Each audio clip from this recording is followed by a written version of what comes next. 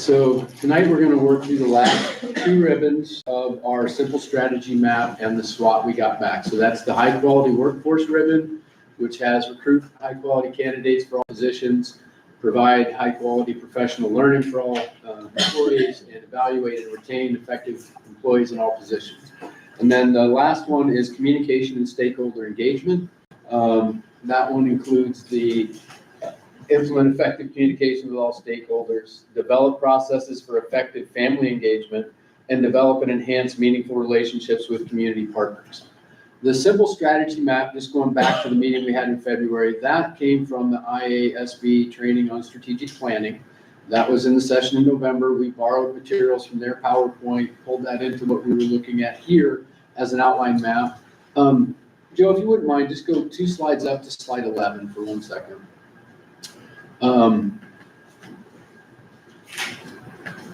Yeah. Okay. So this one is just kind of a quick map of where we're at in the process. Okay. Yeah. And we're working right now with the planning team, that green section at the top. Who are we? Where are we now? Where do we want to go? And that's looking at our beliefs, our mission, our vision, working through this SWOT analysis. And at the next session in July, we'll work on kind of those next pieces of where do we want to go? How will we know when we get there? And that's setting strategic goals and key performance indicators of what we're measuring to. But the SWOT is a tool to help us understand in each of those primary strategic map areas where we're strong, where we have some things we'd like to do differently, where we have some opportunities to maybe get outside of the box, and where we have some threats maybe from external forces, financial issues, state guidance, community issues, whatever those are that might impact where we want to go. So the teachers gave us that. We sent this to all staff, actually. We have some feedback from teachers, administration, different support staff folks.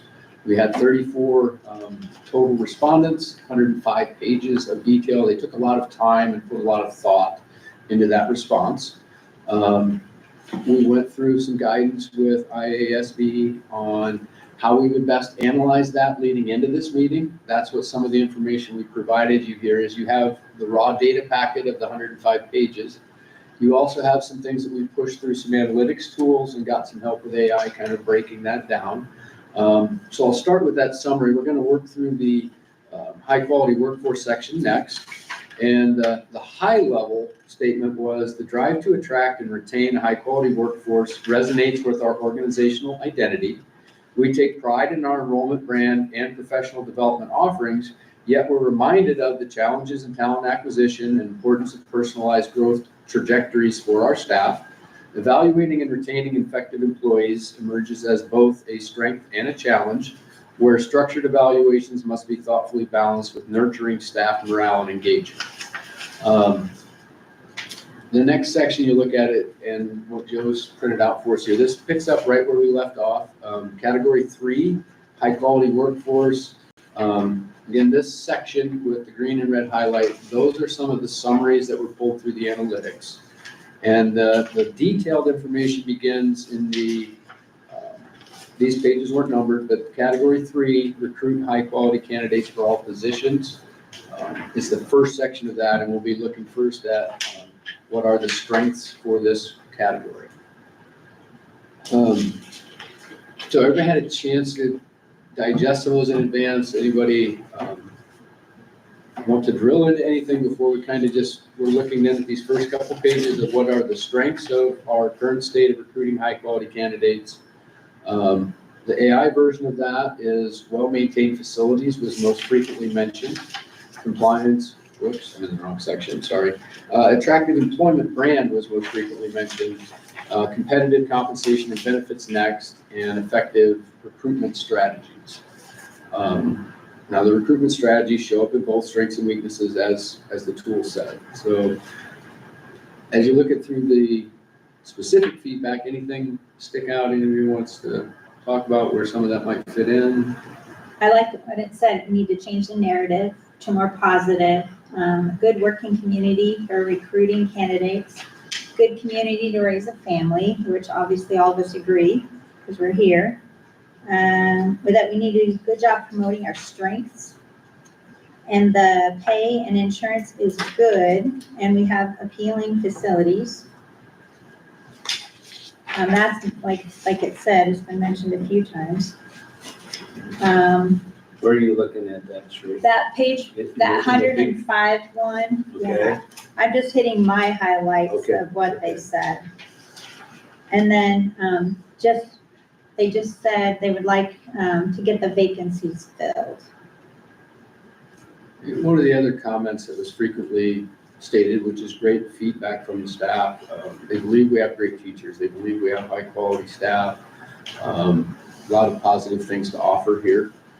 So I didn't see anything very different than the way AI broke that down.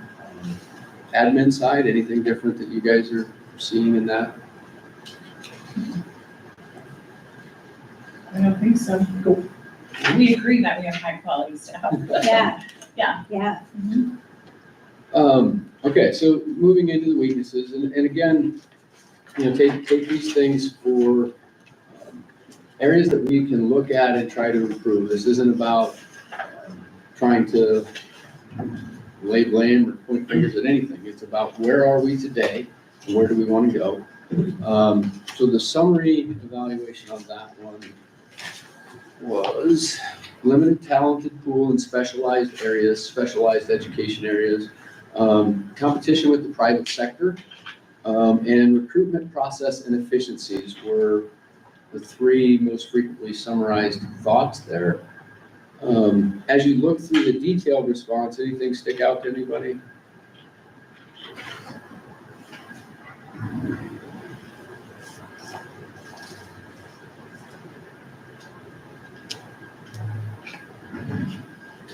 One of the themes that came out a lot, I thought, but didn't get picked up by AI was money. It was mentioned in several of the bullet points, and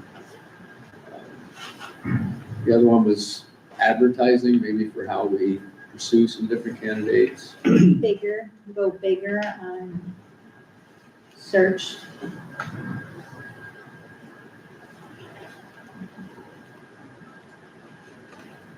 Well, the thing that sticks out to me is when it's a strength, it says we have effective recruitment, and then the weakness says it's inefficient. So. Yeah, because What- people said stuff on both On sides. both sides, Yeah. so how do we balance that?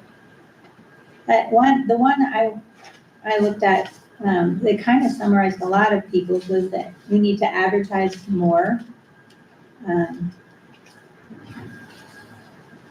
And then, like, if we're hiring a math, I think that's this one, or we're hiring a math teacher, maybe have a math teacher in to ask the questions to see if they're a talent, or if they're just good interviewers. I think that's this section.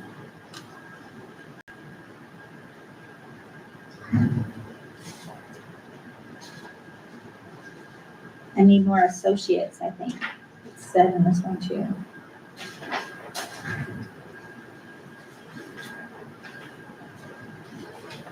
Associate shortages, that when we did do some things to address pay, it was predominantly around not paying associates enough, so through negotiations, hopefully we've already addressed some of that concern. One of the common themes, and I think the way that this limited this was, it comes back up again later under threats, but the geographical limitations for attracting talent, that showed up quite a bit in this weaknesses one, whether it was lack of teachers in the area, small community, maybe not attracting, not having jobs for their spouses was one that was identified in there. One of the exciting things that we can do, and maybe include that in our opportunities, but Mary Jo Litwiller and County Economic Development is working on some things that we would be the second county in the state to do, called Make My Move. And that's some things where there are some grant funds, there are some other associated activities. They reach out and try to do everything to attract folks in the community, let them know what the amenities are, what the school's like, put them in touch with different folks. Things that we can do to help tie into our recruiting might be an opportunity there. Anything else stick out in the weakness feedback? How are you guys on the specialized areas? What can we do to recruit folks in the specialized areas that we have limited market, I suppose, employee market? Well, we've reached out to like I know in the music world, reach out to the associations of which those teachers are members. That can sometimes be a good recruitment tool. So like industrial technology teachers have their own association as well, and those kinds of groups sometimes can connect people. So network and contact through those groups. We did college fairs, the Yeah. college fair this year. Is that something that is, the specialty fields of education, is that typical where somebody comes out of college with that certification, or do they typically come out and pick those up and then move over into? I mean, it depends on the situation, but most often I think they come out of school with that. Okay. What are the ones, if we were to say our top 3 hardest to fill specialty roles in ACT today, what would they be? Obviously FCS, special ed, and then I would say like in agriculture, industrial technology positions, those are tough. And FCS is the one that's like the family Consumer consumer science. science. Okay, gotcha. And would that be one that would be, I forget the right terminology, but where you can be qualified from doing something in the public sector, come in on a trial period to teach, and be allowed to do that, similar to what we did with industrial arts, but for FCS, if it's certain things that, being able to balance your budget, be prepared for some bills in life, maybe it's still cooking, other different things. Can we get out of the box a little bit on candidates for that? Vocational areas you can, and each of these, 2 of those 3 are vocational areas. So that's working with the state for the alternative track licensure. That's alternative track license. Thank you. So does that mean they come here out of the workforce, and say you were a chef? You say, hey, I'd like to teach people in a high school to be a chef. Is that where they can come in and try it? And if it works good, then they can get certified somehow? They actually, depending upon their qualifications, the state will give them basically a temporary license Okay. to get them started. Same thing is true with the industrial arts. If you are experienced in building construction trades, you can get a license without having gone through the teacher track, traditional teacher track, to get that license. And is that a solid license that stays, or is it like a temporary? It's generally called a CTE authorization, so Career and Technical Education Authorization. And yes, I mean, you have to go through some coursework to renew, because most likely if you're getting that, you don't have a master's degree, so you'd still have to renew every so many years. Okay. And depending on what their experience is, like Mr. Kramer said, like they can often walk in with much of their background experience will transfer to that license. If they're a chef who hasn't had a lot of coursework in other things, the state looks at every case individually to see like, okay, how does this person fit our requirements for a teacher to be endorsed? And then they make that decision, so. I mean, it opens doors that we didn't used to have, which is nice. Yeah. And if they're good, that's good, but if they're not, Yeah. hopefully they get weeded out, yeah. Well, I always like to hire a person that has actual hands-on experience over someone right out of college, to be honest. It might open some different doors for us. Right. Top of page 2, that might be one of the things that was, where your question was, Jeff, about how we interview well, and then some other folks who don't think maybe we do. I know we tried some things with team interviews this year. And that's what one of the comments was here around. Is that something that we're expanding on? What does that look like? What do you guys think? It's been successful thus far. We're gonna do some interview etiquette prior to implementing. So training with staff on how to be involved in that process, but then getting that their stakeholder voice in the hiring process of the folks who will be their peers. And we've had some discussion, how far do you go with that if you only have one applicant, right? Do you schedule all of these people in for an interview, or do you rapidly try to capitalize on the one applicant that you have? And you have to be able to weigh that a little bit, depending upon the situation. But we've run into that where it's like, okay, we have to move fast. This is gone for 3 weeks, no applicants, all of a sudden, someone is moving to the area, and we need to move quickly because we already know 2 other schools are also looking. And we're definitely gonna have to have some flexibility in how you guys look at and execute that. You know, best practices would be things that would drive us to get more people to apply first, and then have a bigger pool to choose from, and then follow some of those other practices. But, you know, if you have somebody who, A player across the board on all these different things you're looking for, and you get a short window opportunity, yeah, you have to pursue them and get buy-in from the team of why, hey, you know, this is the process we're normally following, we have this opportunity, and, you know, pounce on it. I think that makes perfect sense and help get more support in that area. Anybody have anything else on the weaknesses one? We can move into the opportunities in this area.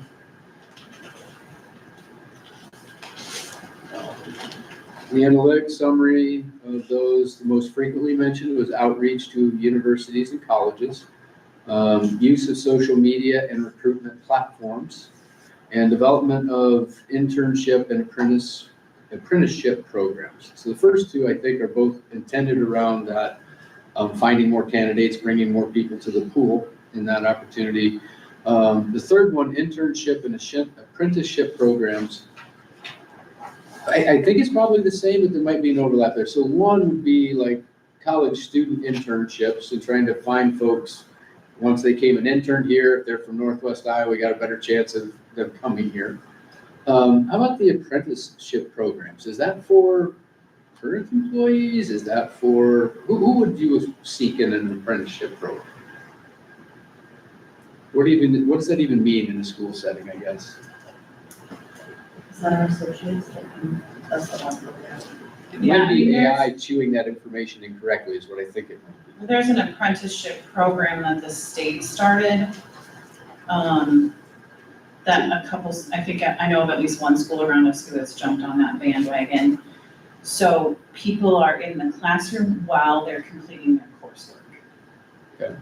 So special ed associate working toward their teaching degree while still in the classroom as an associate within that special ed setting. And sometimes teaching the class. So it's really, I think it's been a learning curve because I would just say there's not the knowledge perhaps there before putting someone in the classroom at that level. So hopefully, I'm sure the program will be adjusted, I would guess, but.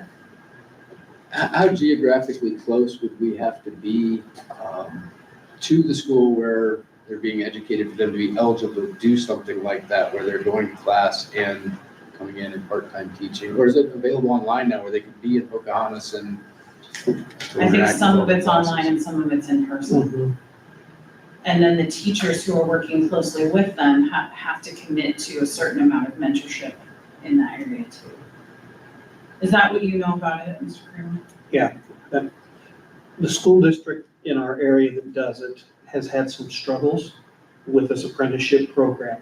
The state has not upheld their end of the initial enticement in terms of funding.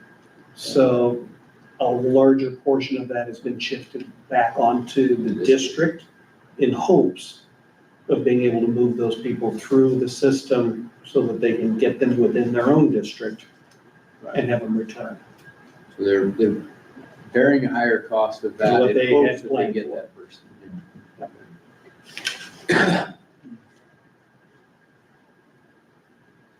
Competitive wages, bonuses, money came up again and opportunities. Again, we pushed the limits on what we could do there in negotiations. It says, don't be afraid to hire a husband and wife. Do we stay away from hiring husbands and wives? We have not, however, we have had conversations in the past, at least at the board table, with some individuals being resistant to hiring husband-wife combinations. We just got done hiring one this year, however. Both coming to this building, that will bring this family to here. What was the downside? I'm just trying to understand. If you lose one, you lose both. Oh, gotcha. That would be the downside. Okay. All right. I just couldn't find a downside. I was like, I don't get this one. Okay. Most often they'll go together. Yeah. You want them to, I guess. More advertising for positions is one that keeps coming up. Well, where do we currently advertise, or how do we do it? Varies by position. So if we're talking about a classified position, we have to advertise on Iowa Works. All right, so that's the state's site.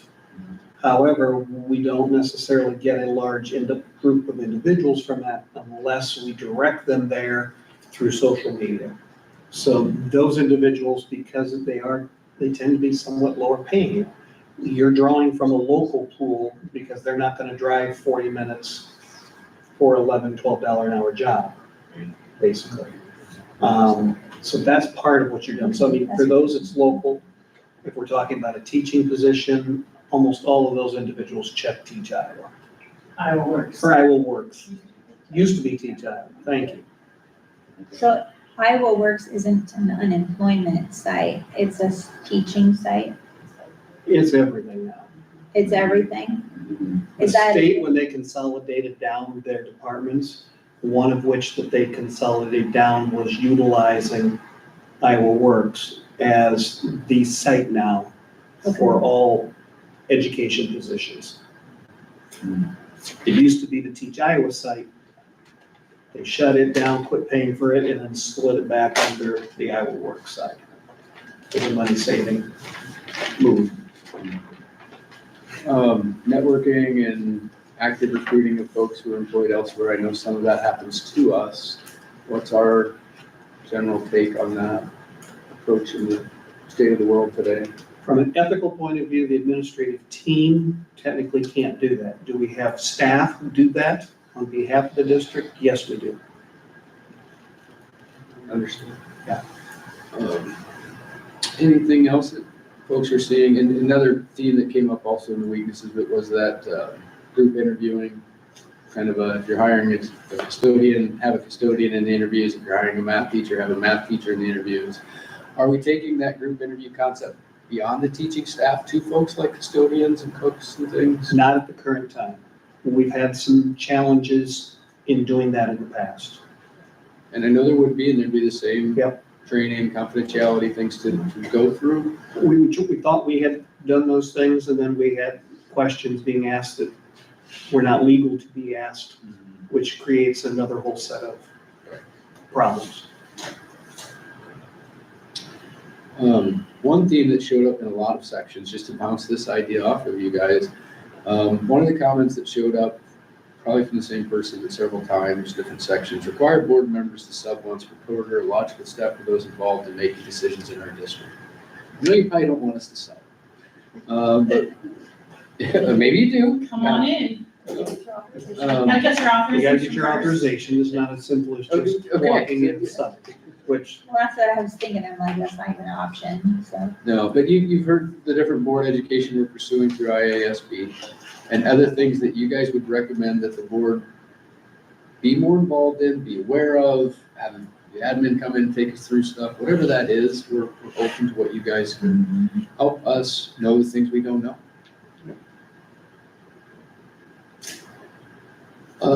Anything else in the opportunity section here?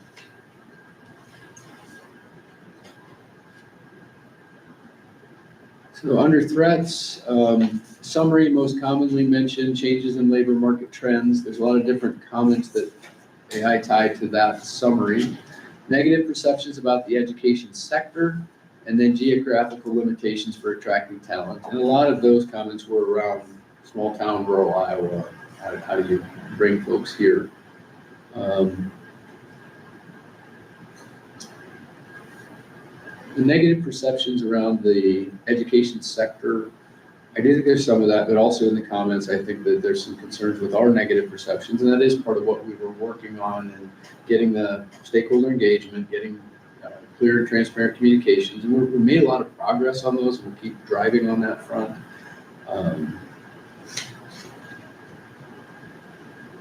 Other areas of threats in recruiting high-quality candidates for all positions.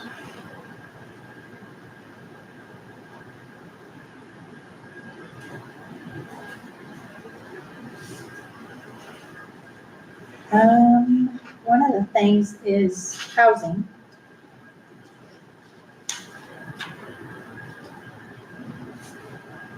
In the right section. Yeah, in the right section. Right here.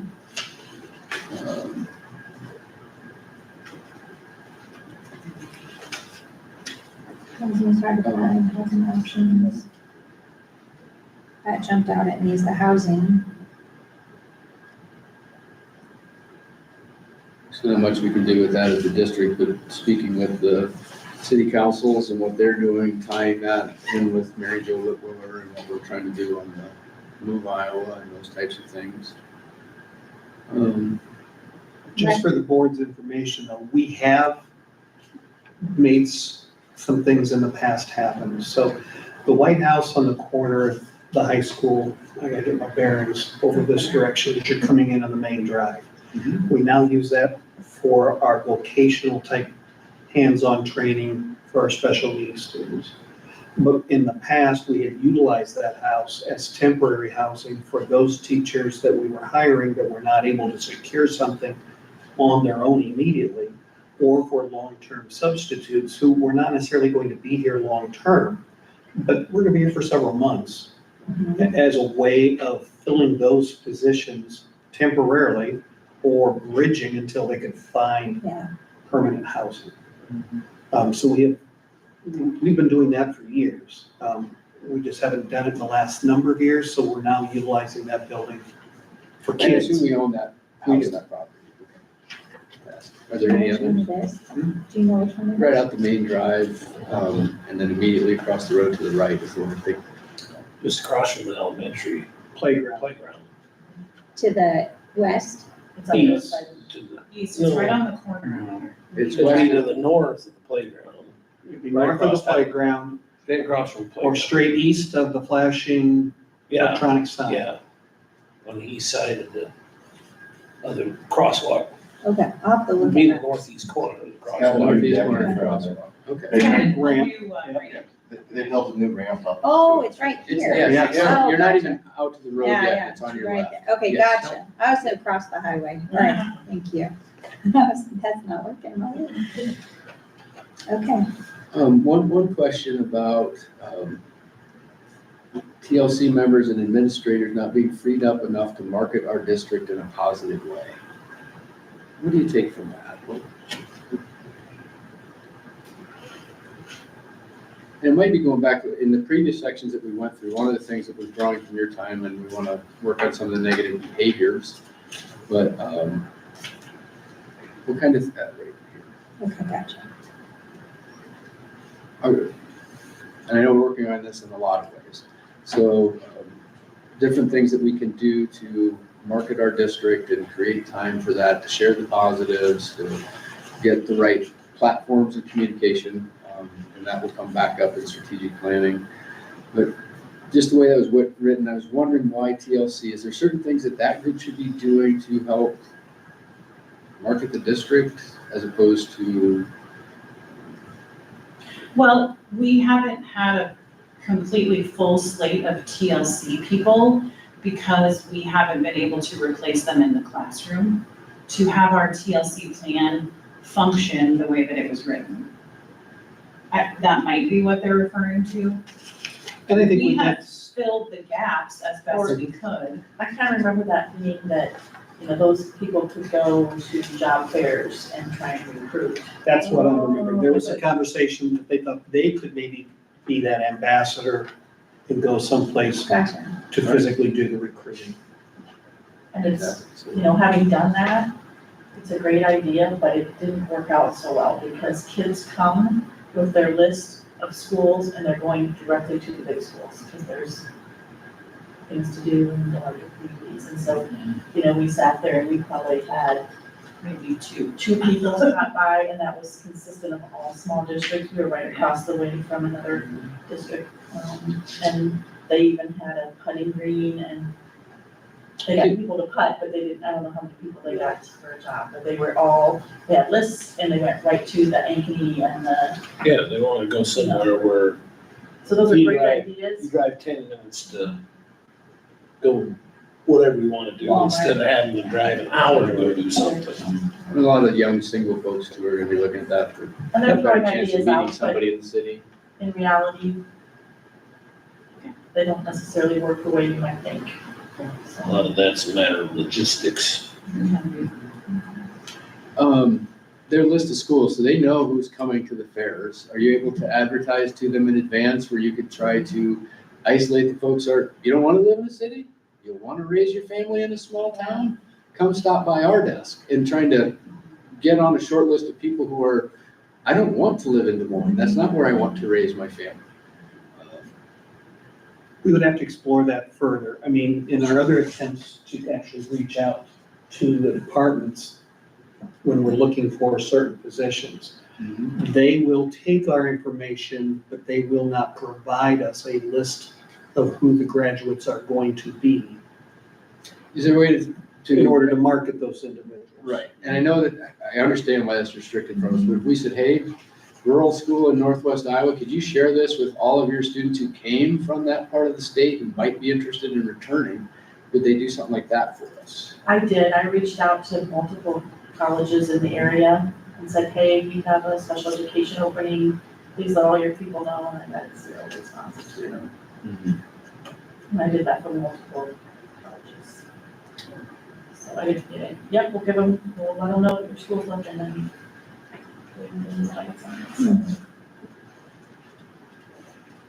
Student association or social online groups that we could start advertising in? Probably. We need time to dig into all that. No, I know, and that's what all So this that's is. the We're- freeing up of your resources Yes. to be able to Right, focus on marketing. exactly, good point, and that's sort of that, if we create space to do some of those HR and PR activities, then we can start putting some meat on the bone of what they would be. No, that makes perfect sense. Okay. Anything else? And that was all for sections then of recruit high quality candidates.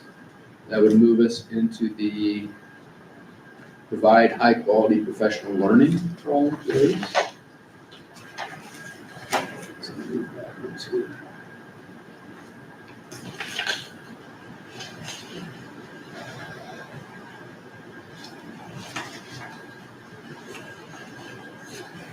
While you're looking, I was just gonna say my summary of the strengths of provide high quality professional learning for all employees was PD seems good. When you read the strengths, that's kind of the summary of that. But then when you read the weaknesses, then you have more suggestions, but And this is again, one of the things that AI digests a little differently because the same phrase was used. We will get into that a little bit. There is a lot of support that our PD efforts are strong. On the other side, there's kind of some limits about flexibility or maybe how specific PD is for one group than another. And this is where we can kind of help the analytics understand what our staff was really trying to say in the detailed notes that they gave us. Okay, so in the strength section, the analytics version of that was most frequently mentioned diverse professional development offerings. Next was alignment with our strategic goals and supportive culture for continuous learning.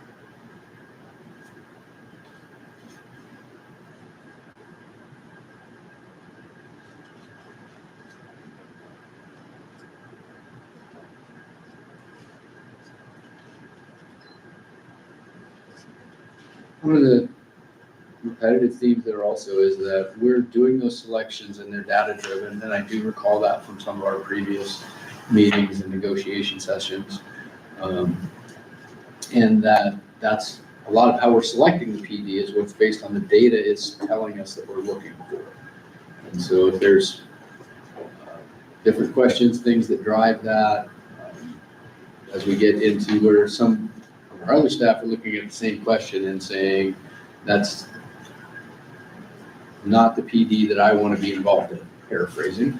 But, is there a way for us to align the survey questions to where that does make sense to everybody, why we selected these in the end? And we're never going to make everybody happy, but it's a matter of how we're approaching those collaborative discussions and trying to align those things. Any other things you guys pick out of the strengths that was maybe a little different from what the analytics was looking at?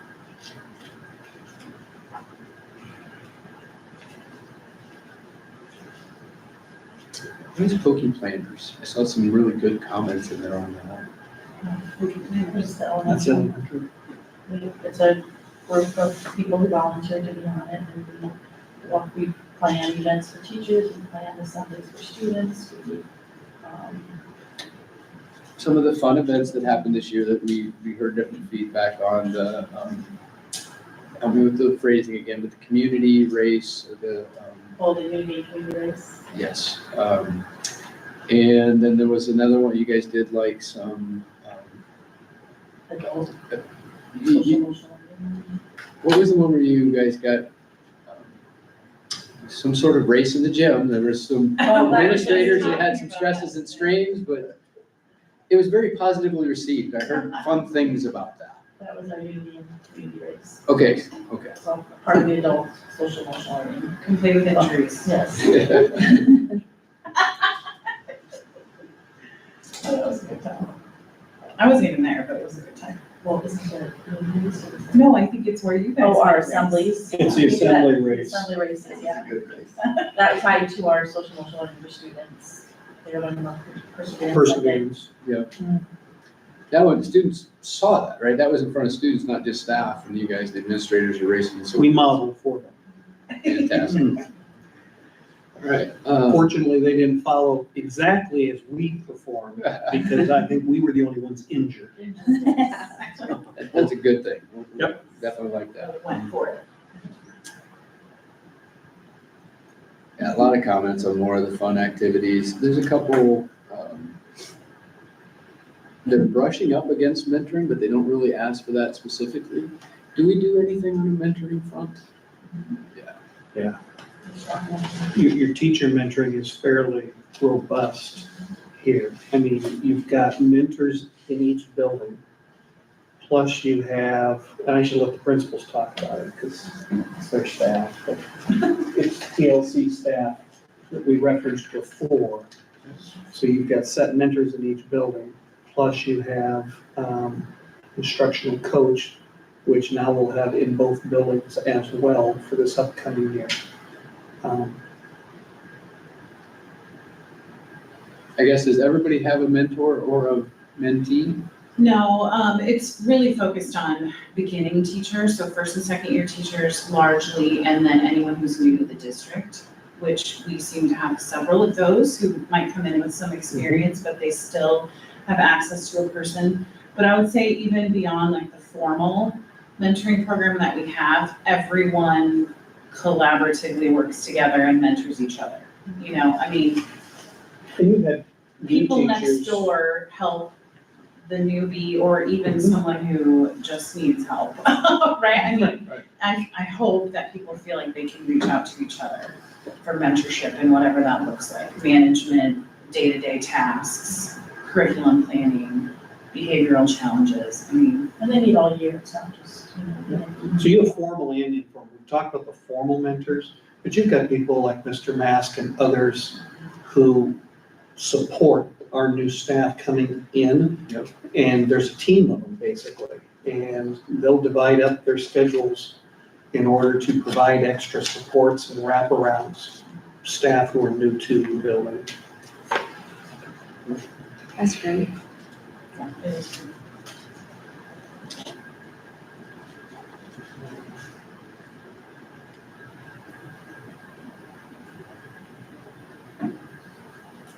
Anything else on strength in that front?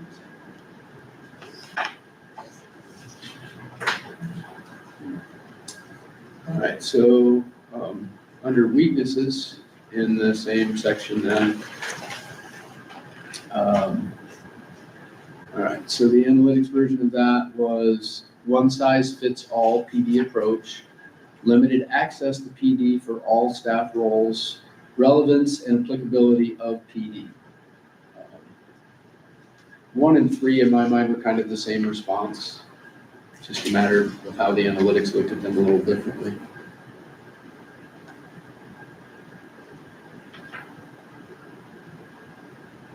How do you think the changes that were made to PD this year, after negotiations, calendar change, some of those things, I know we're having less in some ways. Does that mean that it's one size fits all for everybody because we can do less? Is there still some flexibility in those things? Because there were a lot of things you guys talked about at the same time where there is some flexibility where if you could go out, find it, bring it back, get approval, follow that process. This year, what will PD look like in terms of where people are a little frustrated about that in the past? How do you guys feel what we've done and restricted some things, unfortunately, financially? How will that impact us? Will it make it worse? Things we can do to make it better? Well, I can talk about PD in my building. It's gonna be driven around ESSA. We have an ESSA designation around our IEP population, so we had to come up with an action plan. Sorry, that acronyms. ESSA is Every student succeeds that. every student succeeds. So Yeah. Former No Child Left Behind, if that rings a bell. That based one, on our yes, yes. assessments, all right? Yep. So we have to do some work on that, so that's what's gonna drive a lot of our PD in my building. Putting systems in place to, it'll be focused on attendance, some behavior, implementing summer school, which we're currently doing. I think because of the limited amount of PD, we are focusing on the most relevant, most pressing matters, which really for both of us is ESSA work.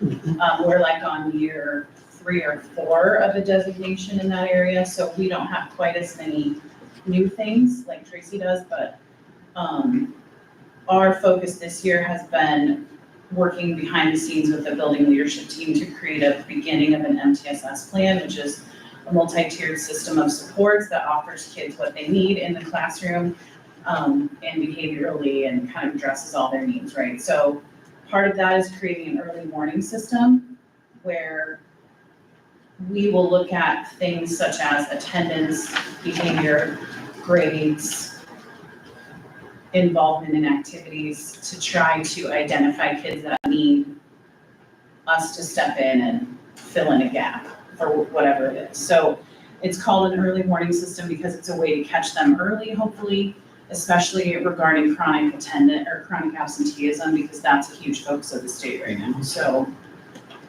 that's gonna be the focus in this building, is getting on top of chronic absenteeism right away and identifying the kids that need the supports. And then the challenging part, which is gonna be a work in progress for years and years, and every year is a work in progress for you guys too, is the how do you get there? What do you do to help the kids? So that's the long answer for where our PD is gonna go, because it has to go around learning that the staff need to address the student needs. And so we have lots of different areas to learn about to get everyone on board. And that makes perfect sense in the way it's prioritized. The lingering question of around having some flexibility, if I'm a teacher who wants to pursue a particular extra thing that I'll bring to the classroom and provide those kids, is that still, do I just come to you and approach you? What's the process for that? What does that look like? Every teacher does an individual learning plan every year. And they can determine what they want to focus on, whether it's what we're already doing in the buildings, or if it's something completely different, like say they're implementing a new curriculum, maybe they want to focus their learning on that. And then they collaborate with someone during the year, 4 times or something? Hopefully more than 4 times. But it just depends on what they need. And if they want to invest like in a in a different avenue than what the district and the building is already doing, that's fine, or they can focus on, what we kind of set forth. Does that make sense? Does that answer? It does, it does. If they go off on their own, does the school pay for that education? It will If it depend has a on the cost. relevance back to the district as a Okay, whole. gotcha. Part of that approval process would include the financial request, I assume.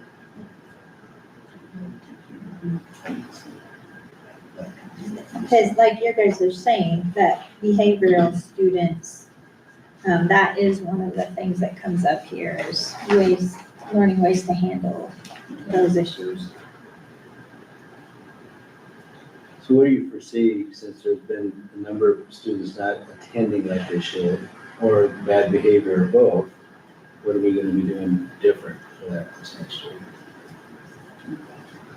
Or what, or how, if we have a student that's not attending, how do we? Let's focus, yeah, because there's different answers to Yeah. two parts. How do we spread that? So in my building, one area I can think of that we tried this year was parents are asked to call in by 9:00. And if we don't hear from them, then a dialer goes out. And once the dialer goes out, if it's been an hour, we still haven't heard from anybody, a lot of times I will call and have a welfare check done due to the nature of the age of the kids that Sure. we have in our building. That has been helpful. I think attendance is deceiving because when you look in Panorama at our daily attendance, we've met the goal. But we have a certain number of kids that are chronically absent. And so those are the ones that the state is really focusing on. And so we're gonna have to do some work around that. I know today we just visited about a strategy. We went to an attendance training at the AA this spring. I brought a team, she brought a team. And so we have some learnings from that work, and we have a site where we can get some things. So I'll give an example. One thing we're gonna do at the elementary is we're gonna pass out an open house, or our first parent-teacher conference day, the first day of school. It's what can you do to build attendance? Did you know these facts about attendance and how it can change their outlook on school and their grades and all those things? And then I decided to add a year-long calendar so that parents can hang that on the fridge. And when students are gone, they can highlight the day, because you're only gonna get about 9 days a semester, and if you do that, then it's county attorney time, and it's fines, and according to the new regulations. Is that accurate, Joe? Exactly. So we're trying to have that visual for kids, help families remember, there's the days you've been gone so far for the ones that are chronically absent. Even today, we were talking, we're probably gonna have to revisit our attendance policy, board policies, because we currently differentiate between excused and unexcused. The state doesn't. State doesn't anymore. It's an absence is an absence. It doesn't matter if you're going to a doctor's appointment or you're going on vacation to Bermuda. It's an absence. And as a result of that, we're gonna have to change the way our wording is done, because it no longer matters whether the parent excuses it or not. Right. If it's out of school, it's an absence. And we can use some discretion for extenuating circumstances. But it's still an absence. The state is still gonna say that student is chronically absent, Even if it's a medical? even if it's medical. Unless you're Or extended medical might be You might be able to get that cleared through a doctor's note. an exemption. We're exploring some of those. In the past, we have kind of tried to exempt those. So the state says, say, their student's grandparent passes away. They go to the funeral, they're gonna miss the day, and the state won't even allow that to be an excused absence. That's a bunch of crap. So what about if they're gone an hour for a doctor's appointment? Is that absent? Hours and days. Okay, so if they're gone 9 times, or whatever, 7 times, then that's a day. Okay. And to answer more about your question too, we sent attendance letters, to parents. Some of them I certified mail. I had parents come in for a meeting and discussed, the next steps. I think there's gonna be some things put in play for those meetings when you come up with a plan. If somebody doesn't follow through on that plan, then there's consequences for that.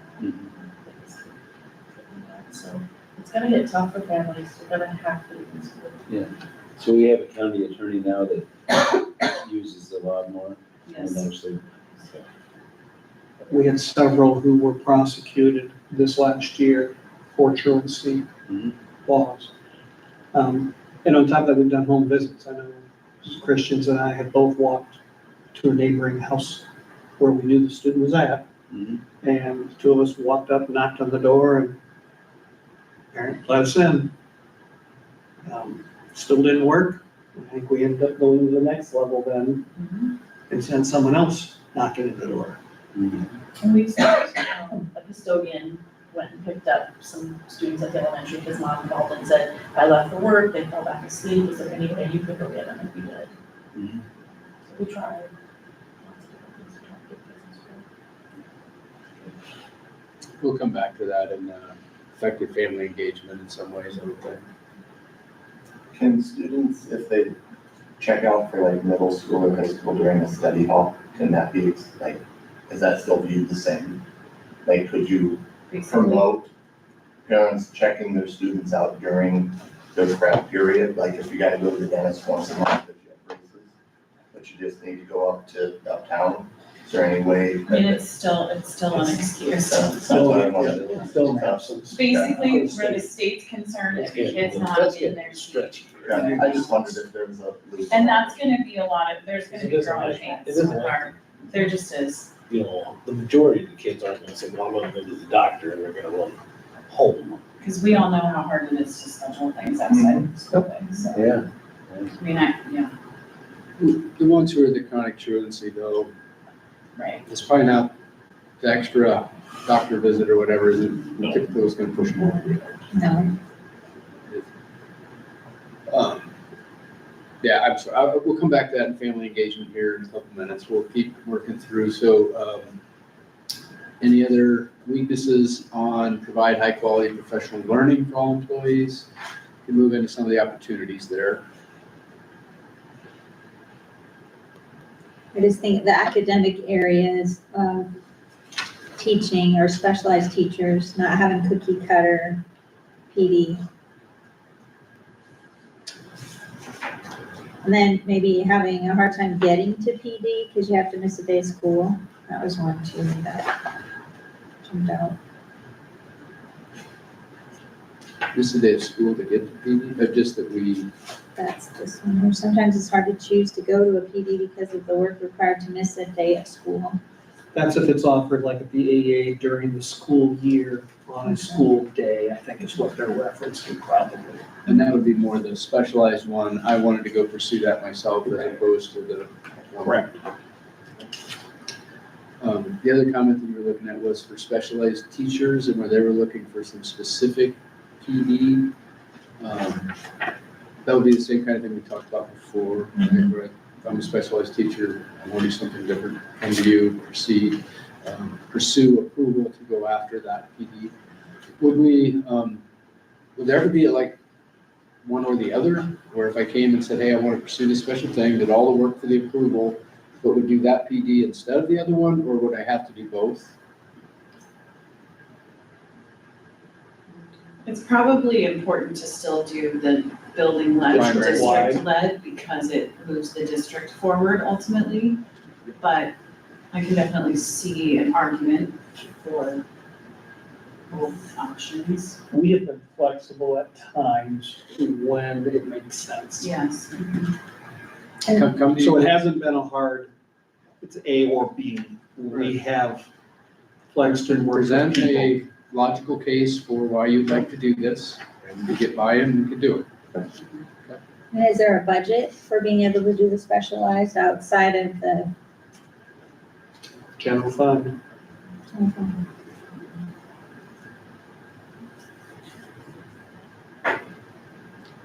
Anything else in that section? We'll go into opportunities.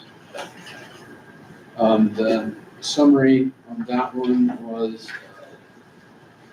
personalized learning paths was the most frequently mentioned. Blended learning options for PD was next, and partnerships with educational leaders for PD content was the third summary version.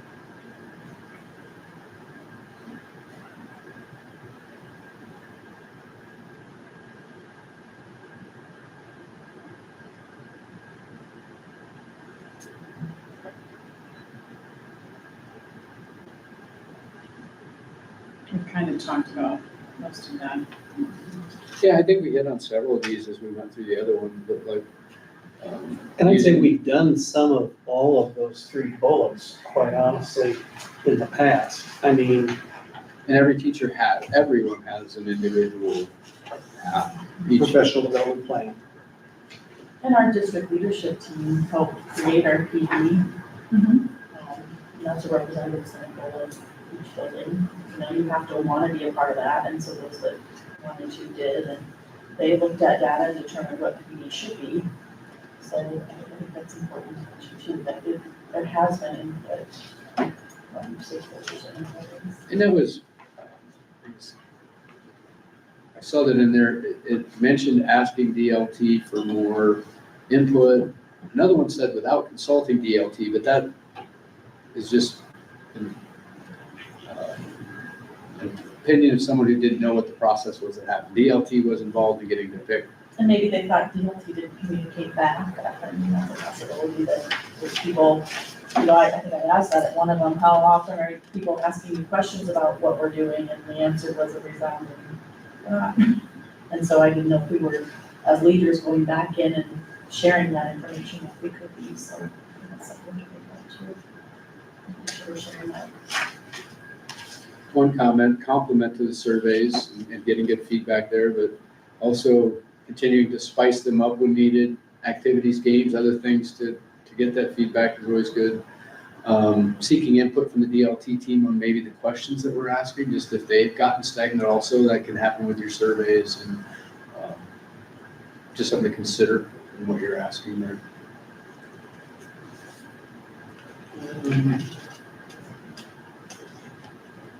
Hire the instructional coach for the high school. That's an opportunity that's been met since this was done, and it will be in place for next year. Where's that one? It's second page, second bullet under those opportunities.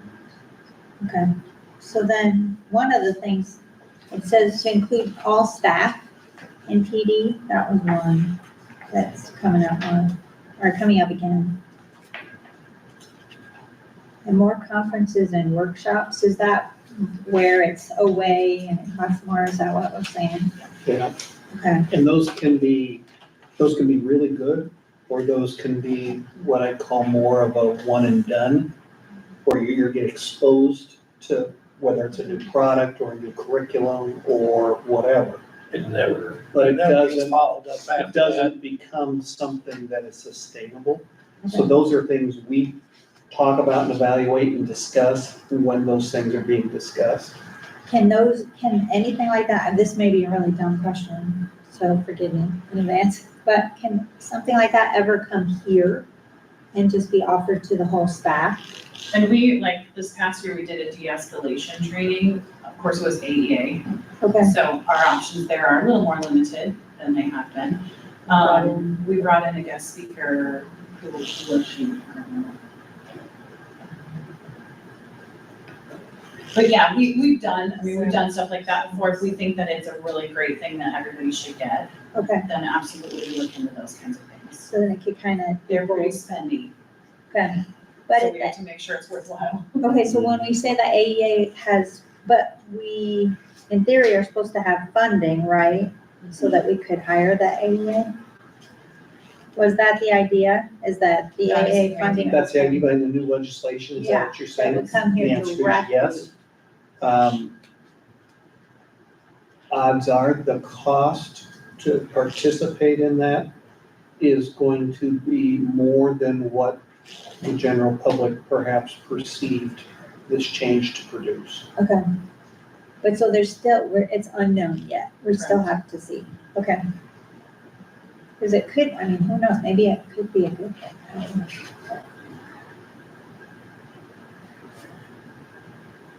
What is SEBH? Social, emotional, behavioral health.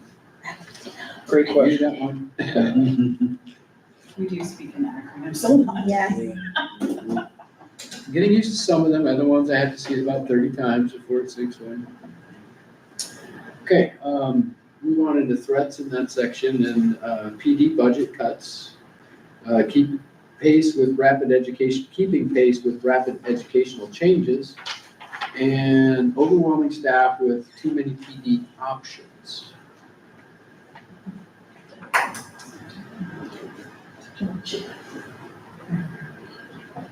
Again, that's one where I think, hey, I chewed that last comment right there.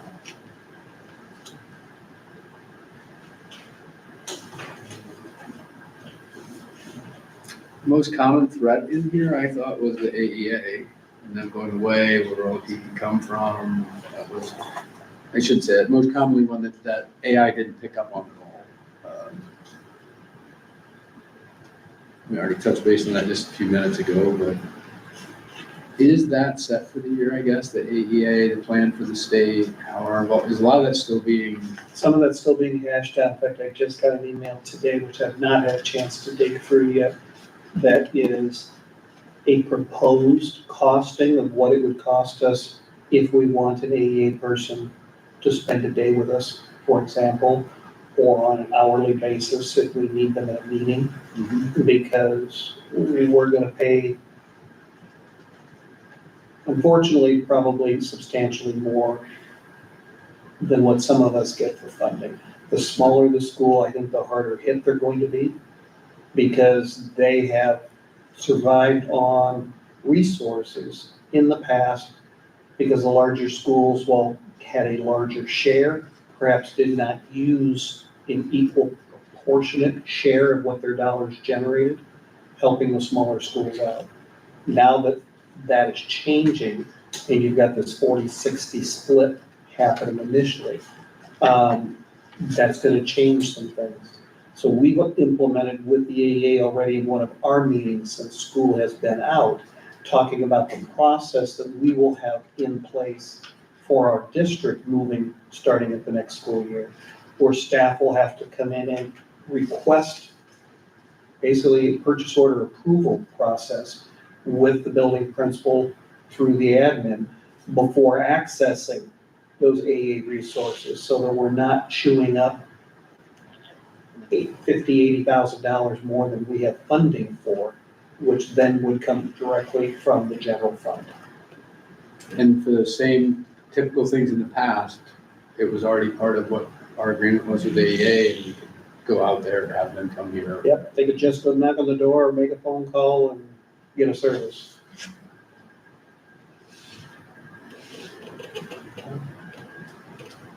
But then we can look at it from other options too. We can look at options other than AEA. Okay.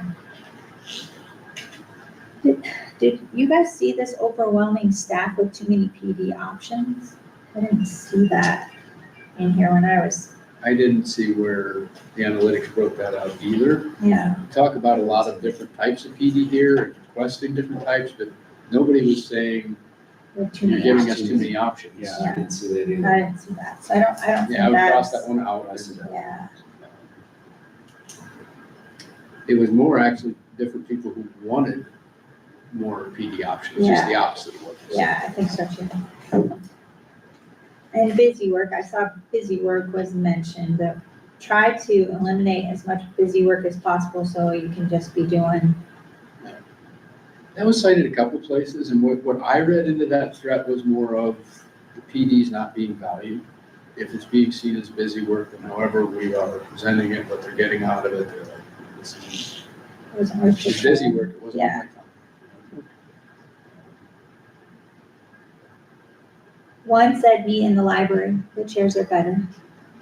So.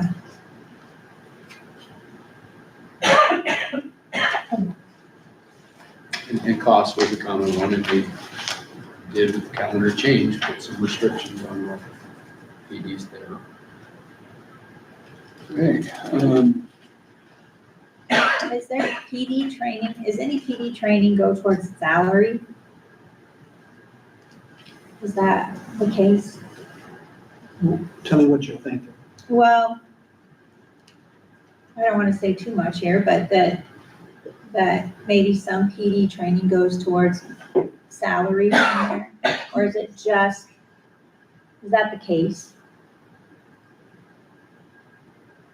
PD training would not be a part of an Anyone's individual's salary. Okay, that's what And I'm it's asking. not currently built into any kind of a system where you could earn more by doing more Okay, in terms of professional development. And I'm not sure if that's what you're it's the asking or first not. one, the Okay. first one you said. Okay, there's just one comment like that, so I just wanted to get rid of that. Now, we had optional PD available that has been in the past. And that's being tweaked this year, where there were 3 additional state paid days, and staff could choose to opt into that in order to get additional dollars for attending those PD. Okay, And 2 of those 3 days were now gonna roll into TSS dollars. So they won't, it's 2 less professional development days. It's going to be moved into the TSS portion of salary. okay. And maybe that's, No, I don't think that's what. Okay. I wanted to talk about the missing, What's that? the missing the missing professional development. And that was for those 2 state paid days. Which is kind of tied to salary. Ish. Yeah, because it's part of the optional days, right? But overall, the teachers liked the idea of us doing what we did with those days, right? That was kind of the idea. I think that is mixed, depending Okay. upon the feedback and who you talk to. The hard part is when you have people doing it on their own. How do you monitor who's doing what? And how do you assess whether or not it has fidelity attached to it?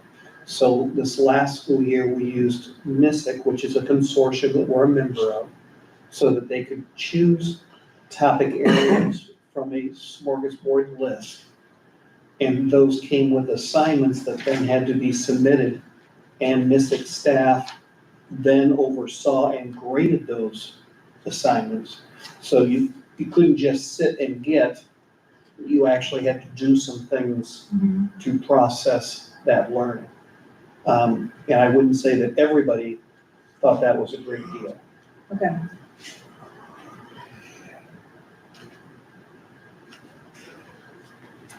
Was that the self-guided PD? Yep. Okay. All right, anything else in that section, or we'll move into evaluate and retain effective employees in all positions?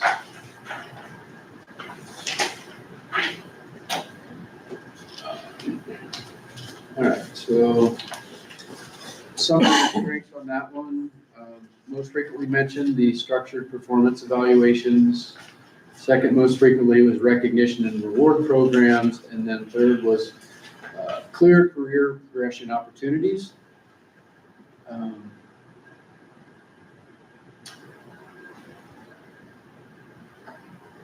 In the strength section, anything you guys saw that was different than the way AI broke that down? Definitely several folks commenting on what our evaluation process is, follows the state standards and so forth, and supporting that. In this section, several people who love PAC, don't know why anyone would want to leave, that we have great teachers here. Highlighting a lot of strength and also support for the staff towards one another. One of the ways that I read that into this survey portion.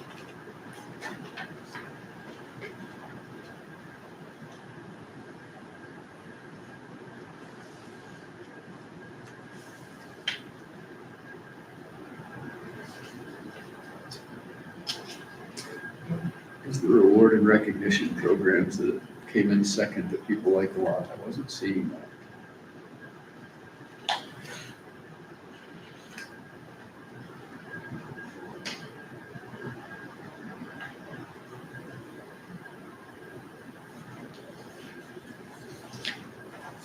I don't know, I wonder if it's just building relationships and trust among each other. I'm not sure. I don't know that I would say that was in there either.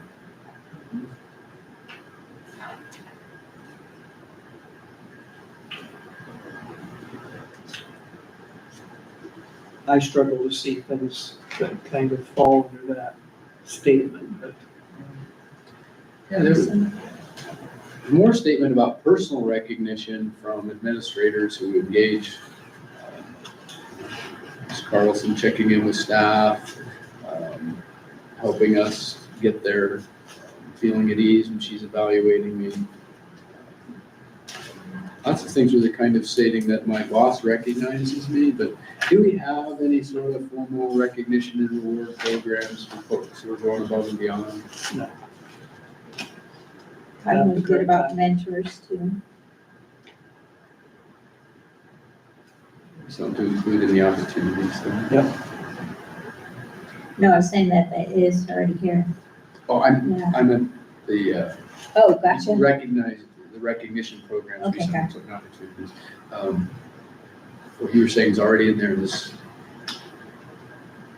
which comment? The mentors that we are.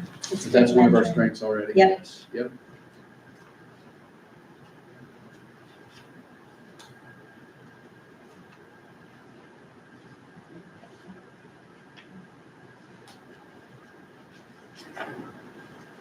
Any questions in the strength section? To move into weaknesses, perceptions of evaluation fairness, alignment of evaluations with job expectations, and staff engagement and morale issues were the three most frequently commented. What you guys see, as you see that, or do you agree with that analytics assessment?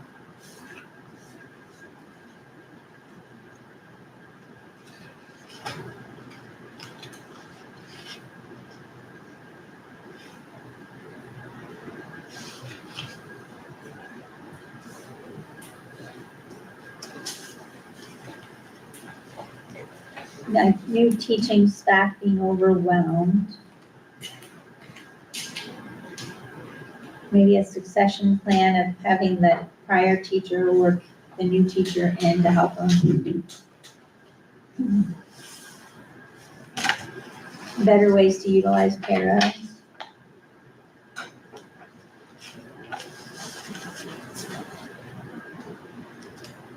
Came up a little in negotiations too, but hiring young coaches, having that more spread around so that JV programs and stuff like that, and coaching development's there.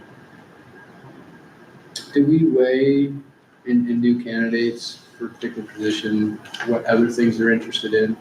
If you're gonna teach math, would you also be interested in coaching? Do you also have any interest in extracurriculars? Is that part of our standard? We have conversations. Yeah. Regarding that, yes. Do we give preference to folks who offer those other things? I would say, I'm not going to speak for the two principals behind me, but in the past, we have prioritized probably instruction over, are you willing to coach? In the past, you go back enough years, the coaching extracurricular was tied directly to their license. So they would coach in order to get hired, tie it to the license, and then you would lock them in basically for at least another year if you could not find a suitable replacement. In the changes that happened in collective bargaining, however, that all went out the window, and all extracurricular are one-year assignments. So the employee can opt out at any time, and the board can opt out of the employee at any time at the end of each season, basically. So it's not a long-standing commitment, I would say, like it used to be years ago. So there's some changes that have happened along those lines.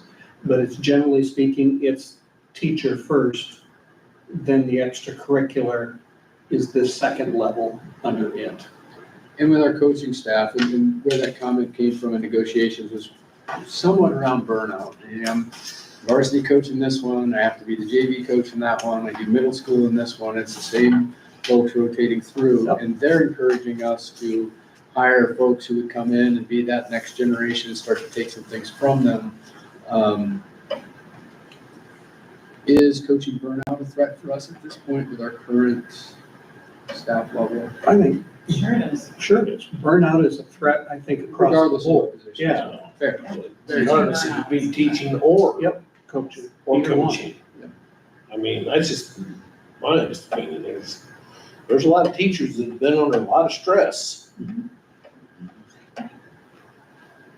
definitely don't disagree with that. Just where coaching was mentioned here several times separately, I just wanted to ask about where that fits in. A couple other comments that were there in that section was around turnover rate and range of comments from feeling like the people who are here now want to be here. Things like some folks who were unhappy here have left, which maybe improved some atmosphere in the different building sections.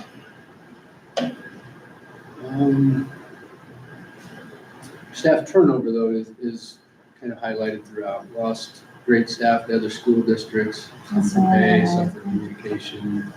Exit interviews in that one.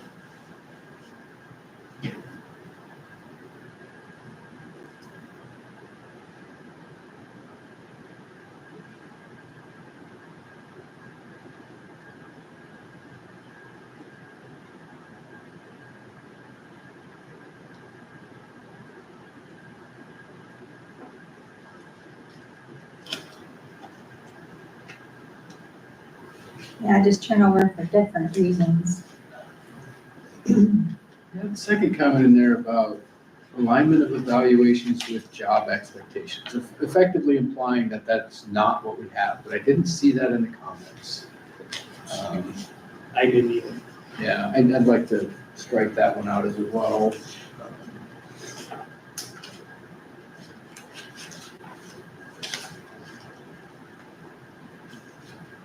What about the first one? Perception of evaluation fairness? I don't know that that's in there either.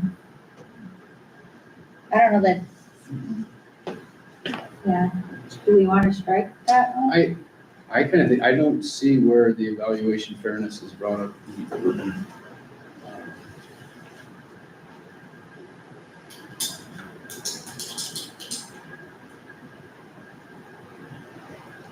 Shortage of teachers that would coach, more training for paras, more paras. Yeah. And then just when good teachers leave, finding out why they left. And maybe working on the whys, of why they left.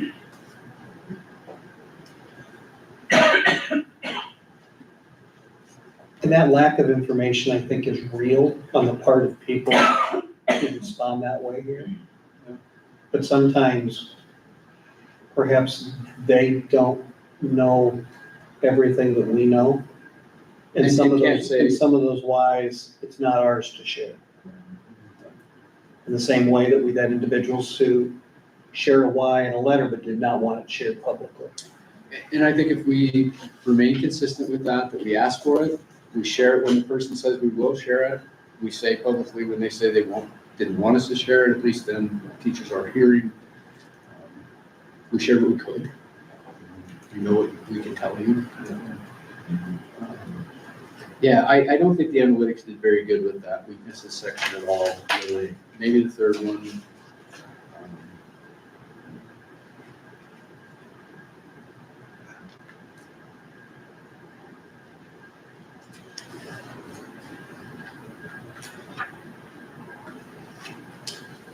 You guys want to move into opportunities there? All right, development of more nuanced evaluation tools, staff retention programs, and leadership development within existing workforce are the three most common themes that the analytics pulled out.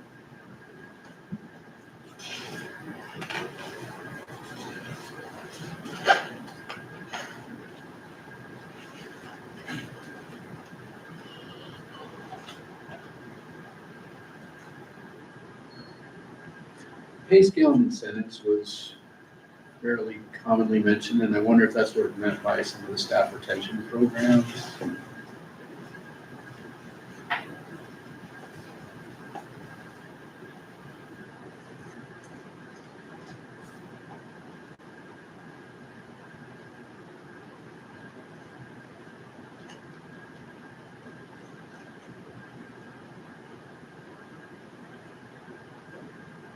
I don't see the evaluation tools in there at all, really.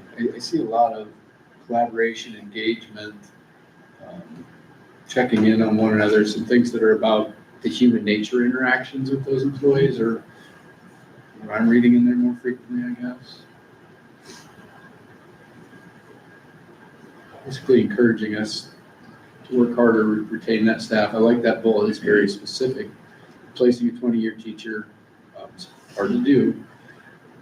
Different things that we can do to retain that staff, help them know that we trust and value them.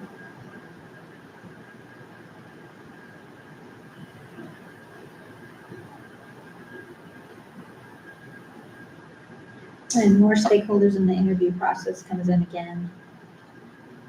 Anything the administrators see in that, opportunities in particular that you guys are like, yes, I agree with that, we should do more of that, that'll help us retain more staff?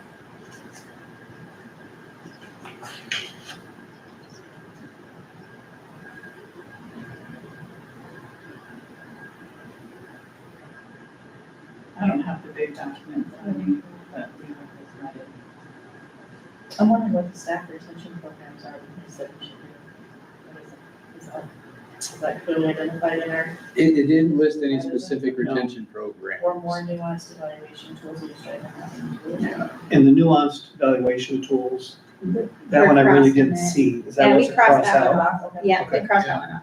for whatever reason, it struggled with this section more than it did with the other sections, Yeah. which is why we're doing this. AI can do some great things, but it's not. I understand.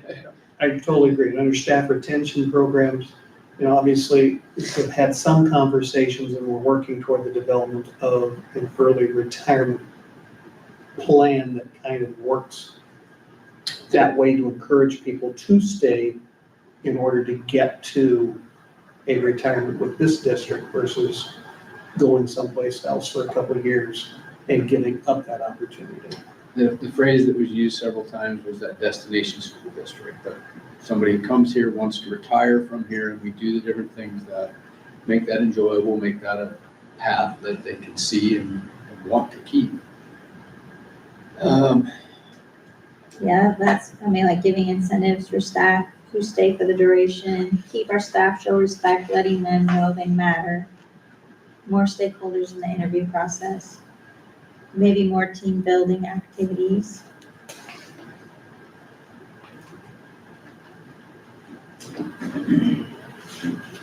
Staff retention, what kind of staff retention too?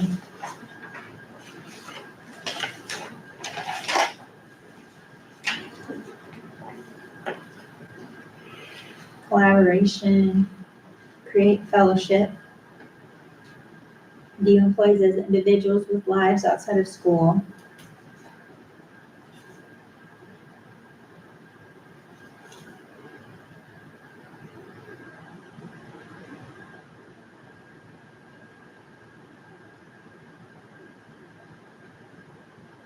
Contract days and some of the respect and negotiation things that we did do in the negotiations process. I hope that helps some of the folks that were feeling that way.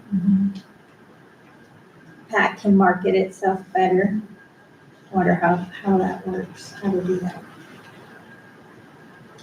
It's interesting as we were saying that, because that's talking about internal marketing there, to retain folks, versus external marketing to have them coming back. Well, this one says to attract recruits. Maybe we're on different ones, yeah. They may have gone a different Front and path. back pages. This one. It's absolutely what it says, but it is under the retain effective Yep. employees, so that's where I got confused. I think they may have gone a different path with the Yeah, question. there's still, Oh, gotcha. a lot of what they're saying there is that's how you attract and retain people. Okay, threats in that area. Turnover due to burnout, competitive job market attracting away talent, and changes in workforce expectation and job satisfaction. This one, I do think it got closer to the summary of what I was reading in here. Discouragement, I think is a kind of a feel through the whole thing here.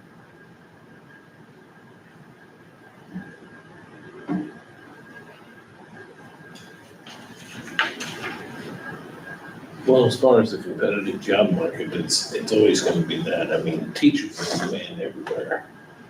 I mean, there's a lot of teachers that are gonna opt out to go somewhere else if it pays better or the benefits are better and stuff like that. But then that goes back to if their whole family's established here, then they're probably gonna stay. If they don't have a real reason to stay, they don't want. And this section didn't actually highlight like where other folks are tracking this. That's one that was little, I didn't see that in the comment notes, I guess. The burnout things, those comments did show up in a lot of different places, whether that was saying that directly or things that tie to that, little requirements that add up. And this is one of the things that's pretty typical everywhere. We've had to put more and more responsibility on people, same or less staffing. There's a chart in Joe's office that I'm always blown away by when I see it, but it shows the elements required for the school district to provide, and it goes like all the way back to 1900. This nice concise list, and now we have this 3x4 poster in small fine print of all of the things that the school district has to do. And that does play into part of those things. Efficiency tools, stuff like that, that might pull some of that off. Technology advantages, if there's ways that we can tap into that.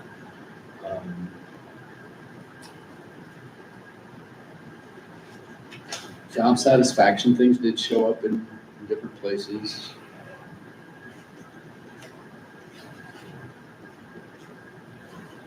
And maybe discipline being a problem still here too with kids. Yeah, the turnover part could be, or the burnout part could be, a lot of it could be the discipline.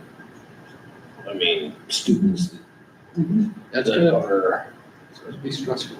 yeah, I mean, that adds a lot of stress to a lot of teachers. I'm sure that is. I think that would be- Administration hears it all the time, I'm sure. I would think that would be one of the biggest stressors. Yeah, well, I mean, there's times I've heard of that they basically got to empty the classroom. Somebody goes in there, regardless if it be a police officer or whatever, and they drag them out. Then they can start their class again. That adds a lot of stress to your day.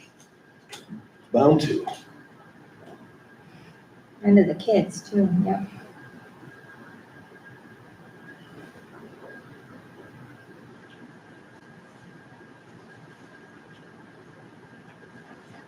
Any other thoughts anybody saw in the threats area?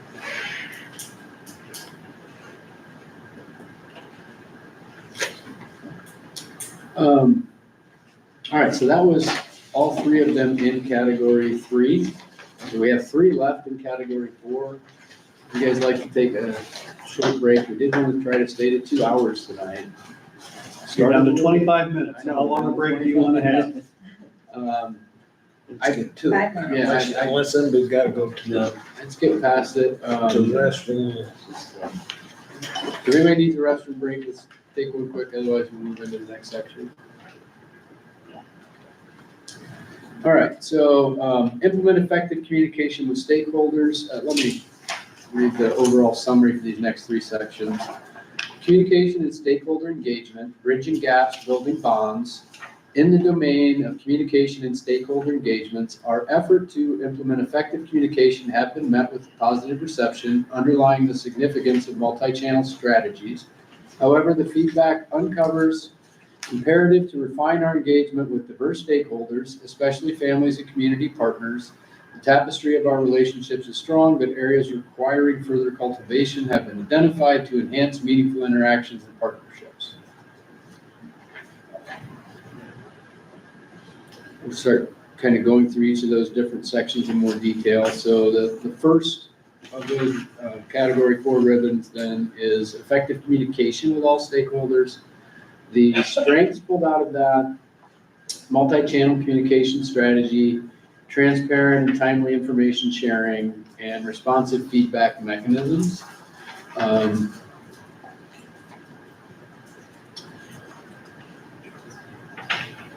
crossing over a little bit, but some of the things like the multiple platforms works for us, but then we have to be consistent across what's on the different platforms and how things are posted, or that turns into a negative.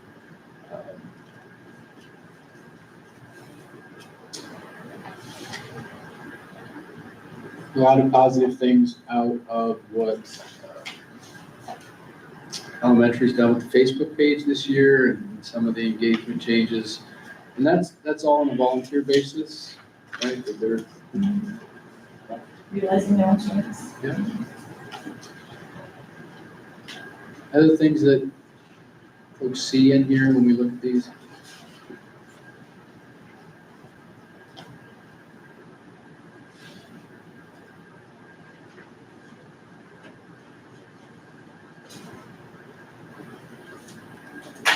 Facebook isn't specifically mentioned, but I think I just did a fast scan and circled 1, 2, 3, 4, 5, 6 plus references to it.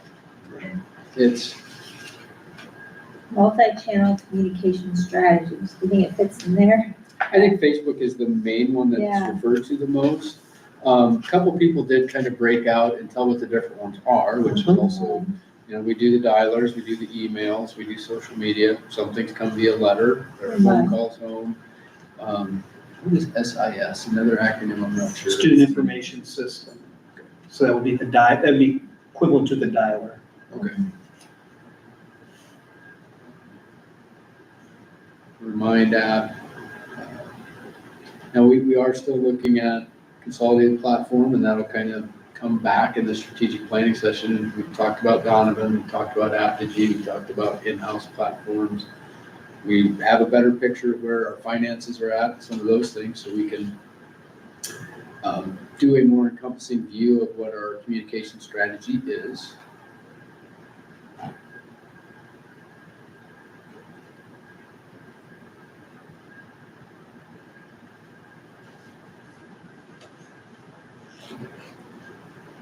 Some highlighted strengths, and I do agree with that last comment too. We're getting better at promoting PAC. I thought you guys did a lot last year to keep our positives out. Public perception kind of aligned with that also. Anybody else have any thoughts on the strengths in that section?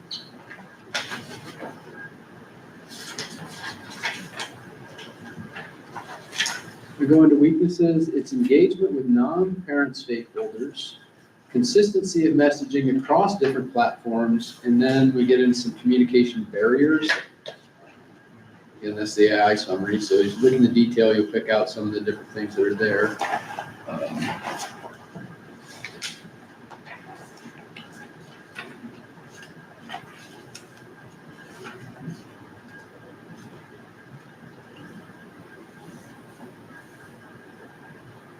The engagement with non-parent stakeholders, and I saw that, I guess, in a couple different comments, but a different way of saying the same comments was that the classroom teachers felt like they were doing a really good job communicating with the parents, that they have better mechanisms for that.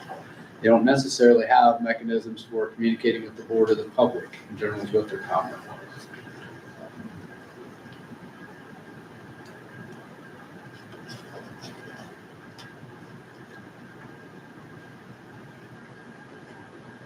Another great comment from this one, and it is something to kind of encourage the public on, but communication does tend to be one-sided, and if you don't know or are concerned about something, ask. You know, administration will help, the teachers will help, the coaches will help, and better to ask that source than to take the rumor from your neighbor, apply that as truth, to pass that on to somebody else. Keeping the website updated was a weakness that we had identified when we went through the stakeholder discussions with the different parties we brought into the communications. And that was one of the bigger areas, and also something that limited resources, and we stretched Mr. Trimble even thinner, so that wasn't maybe necessarily something that he would do, but the different groups that we looked at, that was a big part of where they could help us potentially.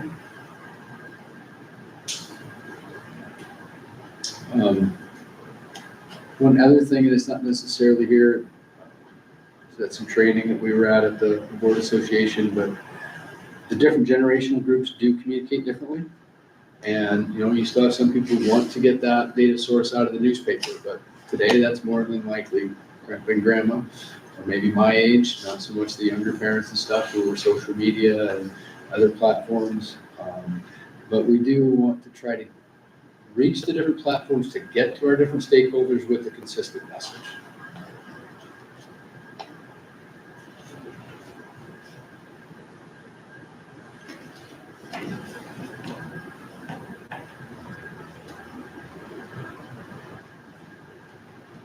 Several comments, even in the weakness section, recognizing that we're trying and taking steps there. That's a big step in the right direction. People who, even when they're telling you what's wrong with it, they're telling you, I see you're working on it. Other thoughts in the weaknesses in our effective communication section? Oh, this one's a good one. Lack of communication in all communities. We've definitely worked harder at that this year, and I know we're doing things both internally and externally to make sure that all communities in the district are being heard. I do think that is another one that, if we take the survey a little later, would have a more positive response maybe.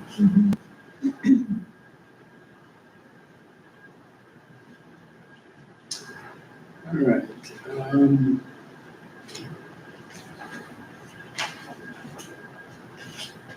Anything else? You guys like to move into opportunities? Opportunities include digital communication platforms expansion, targeted communication with different stakeholder groups, and strengthening internal communication systems.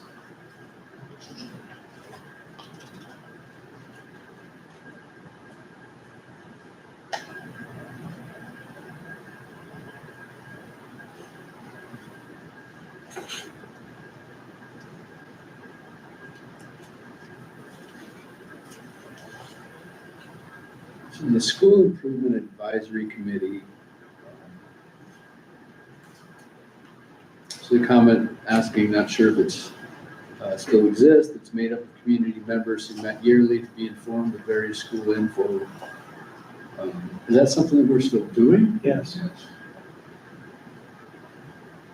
And who would be on the School Improvement Advisory Committee? I don't have that list in front of me as far as We the, have Jeff. say it again. No, we've struggled to get even our invites to come. We target staff, we target parents, we target community members. I think back to Nita Hendrickson has been involved. We've had special ed staff involved. We've had our title parents involved. We have had. Is it an About annually email, seated but- committee, or is it kind of an ongoing basis thing? Say it again. Is it an annually seated committee? Or? Yes, I would say yes. If we've got people who are willing to come, that's one of the first hurdles. And if we're not, you know, the kind of thing going forward, that if we want to do that and stay committed to that, then we'll actively recruit for those things and put it out in paper, bring it up at the board meetings, do the different stuff to say, hey, we want your community support. And this is, especially when we talk about folks who will help us carry that brand message, help them. You know, if they're concerned enough to be on the committee, and there's somebody who would talk to other folks in the community, they'll be involved in what we're doing and help us deliver that message back out. Very similar to what the advisory committee would do. And I think all that can be done. One of the requirements for SIAC is that that there's gender equity involved. So you have to monitor a little bit as to who is seated on that group, basically, to ensure that you've got a mix.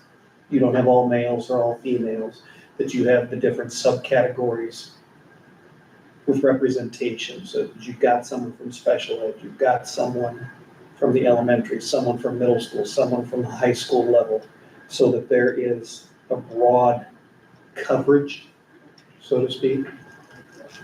So we'd have to just think through the process, I think, versus just a blanket open invitation. Right, it's not an open, exactly. Right. You do have criteria you have to meet in the overall thing.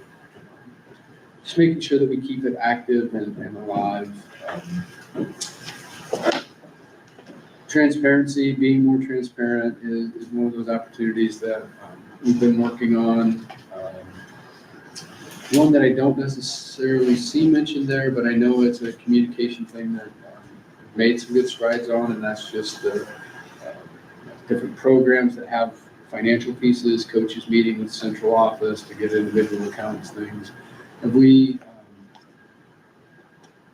are we comfortable that we're gonna have that in place going into next year? We want to have a meeting before, I think July 1st or something, but at least before we go into the school year so that coaches know their individual account balances. Some of that's already happened. I know you've already had your meeting. Yeah, that Trying to get was Susan, I think, the so. last day. Then, yeah, I'm just trying to remember whose voices I've heard.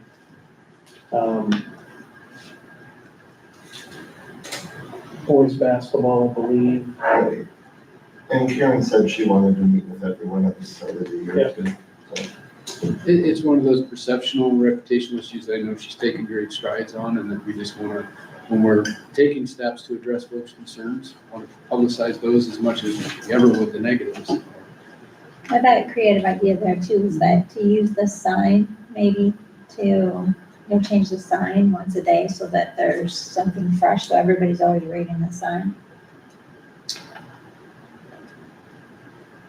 Like the electronic. Yep.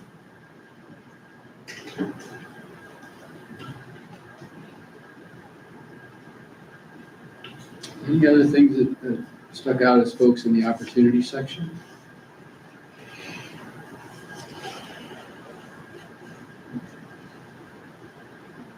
Go back to the 60s or 70s. So, It seemed to be easier to communicate. One thing that's just a challenge to us, I tried to do it at the beginning of the meeting, but that the board didn't make the purpose of this survey super clear to everybody when it went out. We had gone through it in the working session, but maybe we could have, in the letter we put out there, said, this is what we're trying to accomplish, this is why we're asking these SWOT questions. This strategic map from IASB is where these different buckets came from. And there's good constructive criticism back to us. We got 105 pages of detail. People put a lot of work into it. We need to share why we're doing it so that they know it's not busy work, so they know we're taking that feedback and using it to help refine the future for us all. All right, threats in the communication area, misinformation and rumors most frequently mentioned, data privacy issues related to communication technology, and resistance to new communication channels are the three AI summarized versions. So I don't think it did bad. The misinformation and rumors as part of our communication issues, it definitely is an issue, and folks tend to lean into the negatives, want to pass things along that are negative, don't want to share the positive things, don't tend to share the compliments.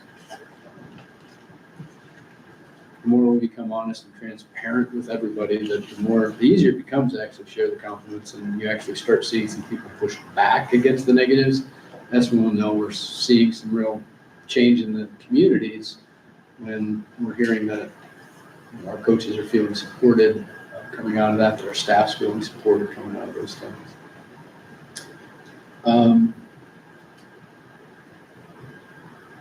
Other threats, lack of transparency, those sorts of things are a threat to our communication, definitely something that we are addressing and will continue with. Lack of transparency, biggest threat is the lack of communication. A lot of those are saying the same things. well, and just being careful with our negative comments and trying to look at them from a positive point of view.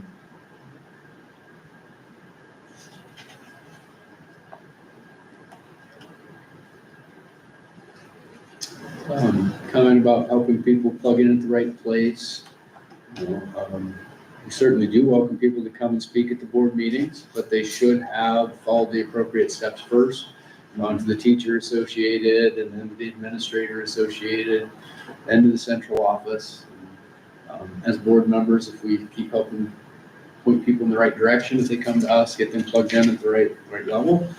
And if they still feel they want to come to the board, we welcome them. Just try to make sure that they follow the right steps and given the opportunity for people to take action at the most appropriate level as quickly as possible.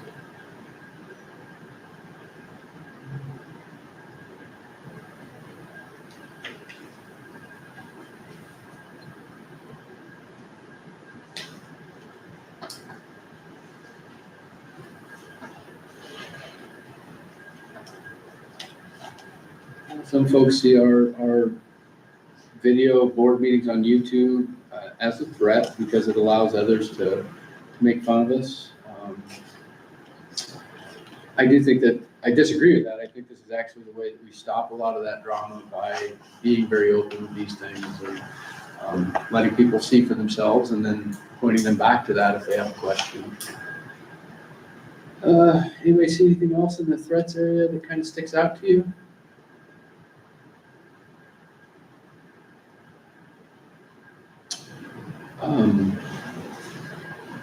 One that comes out, and Eric's not here to speak for it, and I'll ask for a little help from you. There's a survey that the conference does about sportsmanship, and it's all the other schools rating each other, right?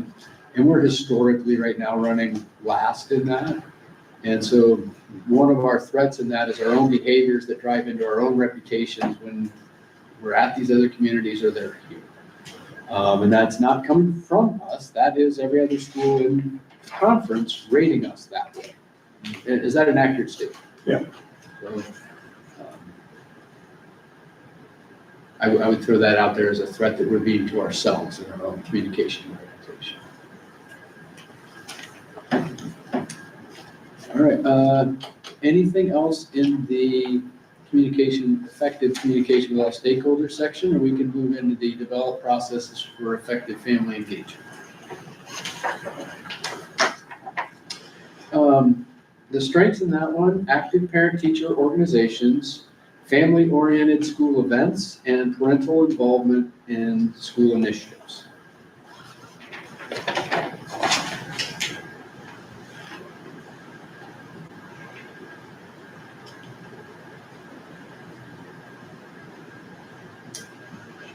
A lot of positive comments on the things that we're doing. The one comment that came here which I do think is true, and they put the word attempt in caps, but I think we attempt to have family engagement. And we're trying to do a lot of these different things, but then we're also, so if we go to the truancy issues, even though you went and tried, you're probably not getting the family engagement, or we wouldn't have the massive truancy issue with that family that we do, per se.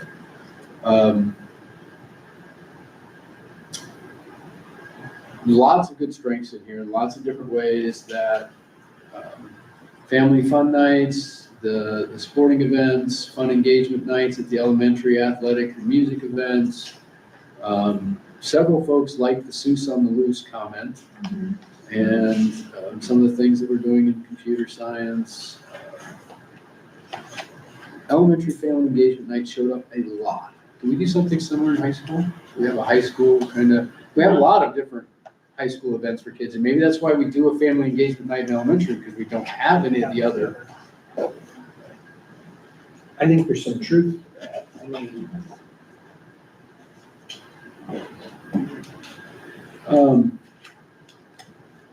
What made the elementary night so fun?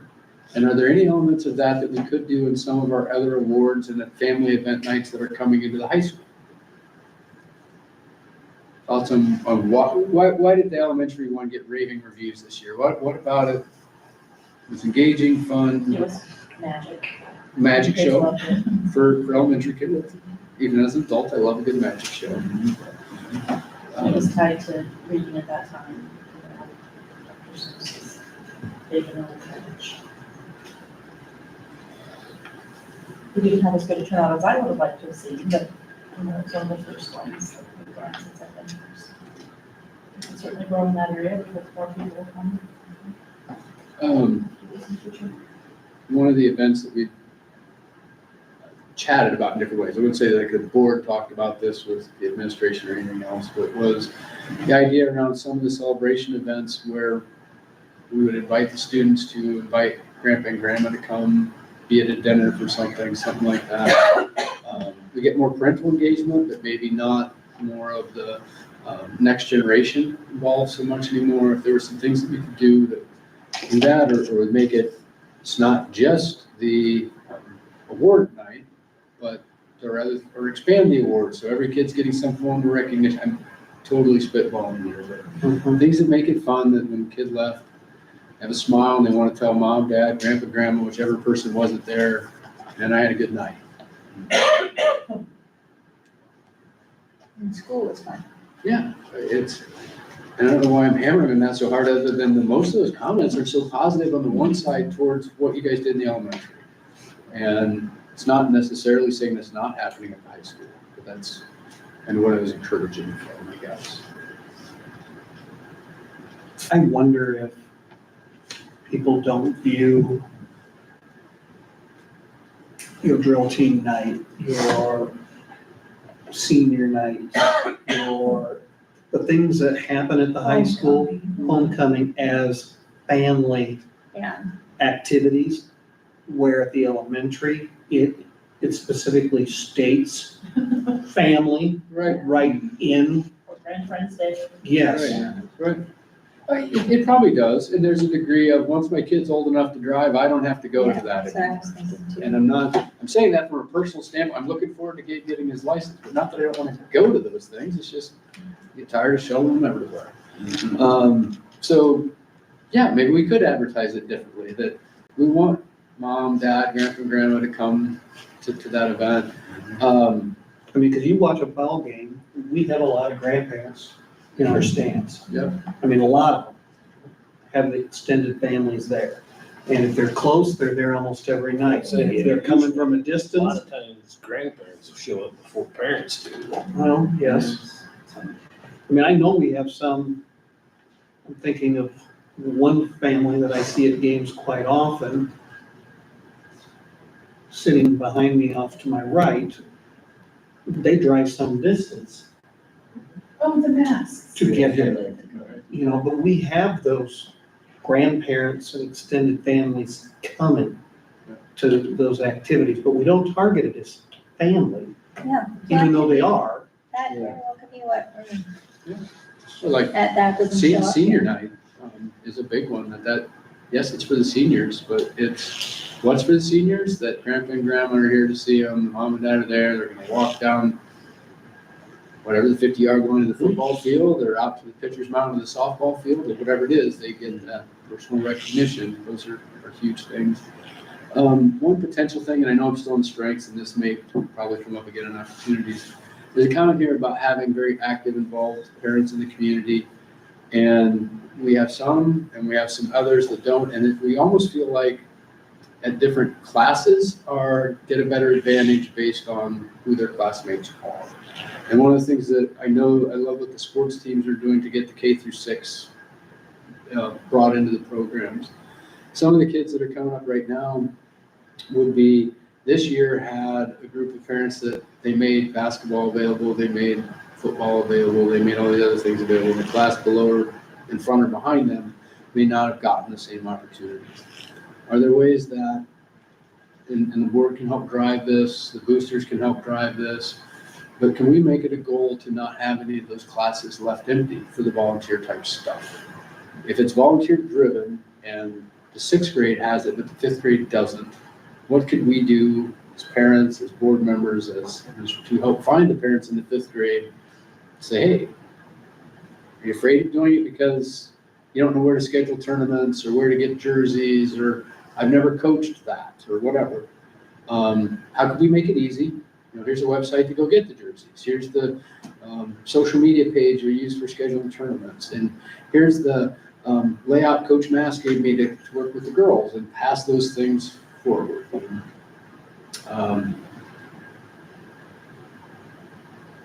Figure out how to get parents more involved. But I'll speak personally, and when I was in a gap between the kids, I wasn't coming to the school events. And if my kids are involved, I'm at those things and I'm consistently there. And the kids who are engaged, also that drives academic scores, that drives emotional behavioral issues. So yeah, I feel like we should target family involvement, starting. And I think it's an area that we can certainly improve in. I mean, we have our, maybe it's not an activity ticket, but for our seniors. And I can't even what it's called right now. But we have discounted, severely discounted, dramatically discounted. I mean, severely is not the right Oh, word. senior citizens. Senior citizens. And we extended it both to those residing within the district and another rate for those outside of the district, but still substantially marked down from Invite 'em just in. buying tickets and showing up to a game Yeah. in order to encourage that participation in the school. And I think going back to your area, there are some things we can do to increase maybe access. And hopefully we're gonna have something at next Monday's board meeting that Awesome. Can I throw a thought out? When I was title math, Benson and I and Yvette used to give free pizzas once a year to families to come to our meeting. Like, nobody wanted to come to title meetings, but we would get pizzas and we would.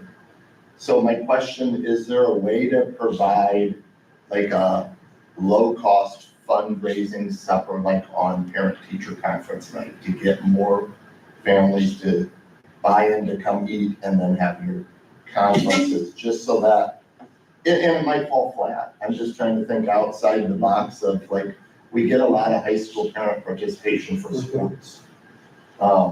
But we need to try to, is there a way to provide a low-cost meal that they could bring the family and eat and go to conferences and then go home? It might not work. I was thinking about that, like for open house. We're already working on having some resources come in and like, kind of like what we did with parent-teacher conferences last spring. We didn't get a great turnout, but we're gonna try it again, a different route this time. But like, we can just feed everybody hot dogs and chips, you know?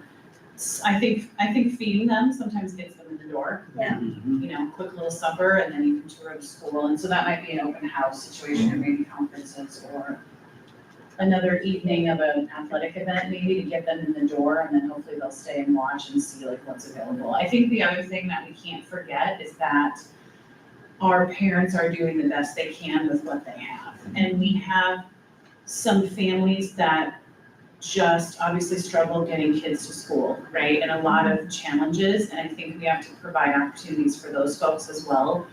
Sometimes we get stuck in, we want them to do this, we want them to do that, and frankly, they're working all the time, they can't transport their kids. I mean, we have a lot of other things that sometimes are barriers for us that I think we have to really work on addressing with our neighboring communities and some of the poverty levels and things that we just aren't always sure how to address, but we have to address because those kids aren't getting some of the things that they need.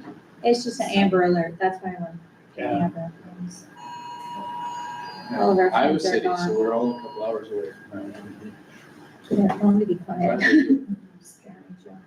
I just think that's a really cool idea, and I wonder if we could get our community involved to provide, you know, even, like you said, I mean, I think more people come if they don't have to run home, get supper on, and then quick come back. If they could just grab something quick here. But yeah, figuring out a way to pay for that. you know, Yeah. With partnerships and. the title parent side is built right into this bus. Yeah. I knew it Fence. was, I know, that was the I easy mean, side. Yeah, but if we could figure out Right. maybe how to get the community involved and, Maybe the booster clubs, couple of community groups would sponsor a fee for open house night, stuff like that. I'd be happy to take some of those groups. that's a great idea though, and it's a really good idea. It is, and it's a really good point you're making as well, because we don't want to leave any disadvantaged kids behind. And we Yeah. want to make sure that. And sometimes I don't think it's that parents don't want to be involved. They just don't know how, they don't feel like they can. or they don't have the resources. Or they feel like they wouldn't be good at it. Sure. When really, you just jump in and figure it out. We can not be good at it together, that's I think what you do. You learn. We start some informal parental mentoring programs, you know. Evonomies ran the mock trial dinner program for years where their kids were running through that. And as they transition out, they train the next group who took that over. We do the same with our other parental activities that are parent driven. Get that culture of mentorship handoff, make it easy, and then it's easier to get the next class in. And I think we'd also find some volunteers to fill the gaps. If there are certain classes that's just not there aren't parents who are available to do that, whether that's senior citizens, whether that's parents who've done it for other kids. If you know those gaps exist, we'll help you find them, we'll help you fill them. All right, so weaknesses on that section, varied family schedules impacting engagement, communication gaps with non-English speaking families, limited parental participation in some school areas. We successfully got that one. Yeah, Um, opportunities. So communication with non-English speaking families. I know we're doing different things on that front, from posting things bilingually, as well as being able now to send out like the letters in both languages, et cetera. I was trying to find that in the comments to see if I could see some specifics around where we're missing that, where we have some gaps that still exist with those families. Remember that specific comment? Well, we have several languages. That's what I was thinking, I don't know which languages we would Yeah, pick. it's just Spanish, there's. But I think we're getting better at it. So,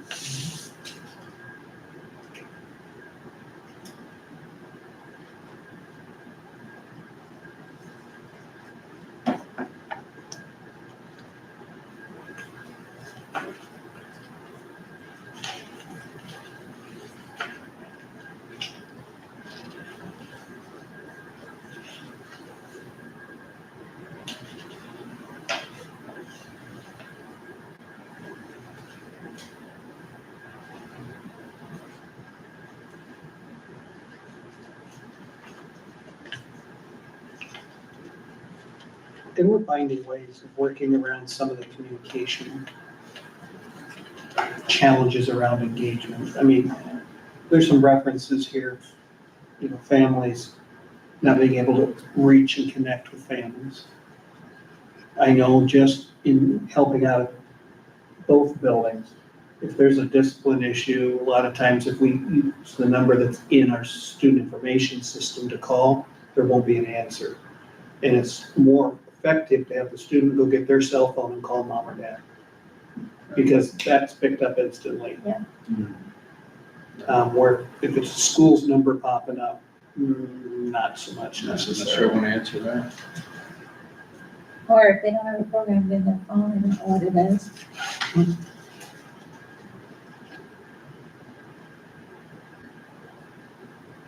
Do you see the multilingual thing?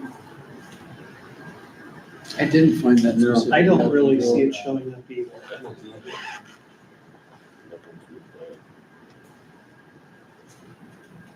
Sometimes AI just wants to throw its own thoughts in there.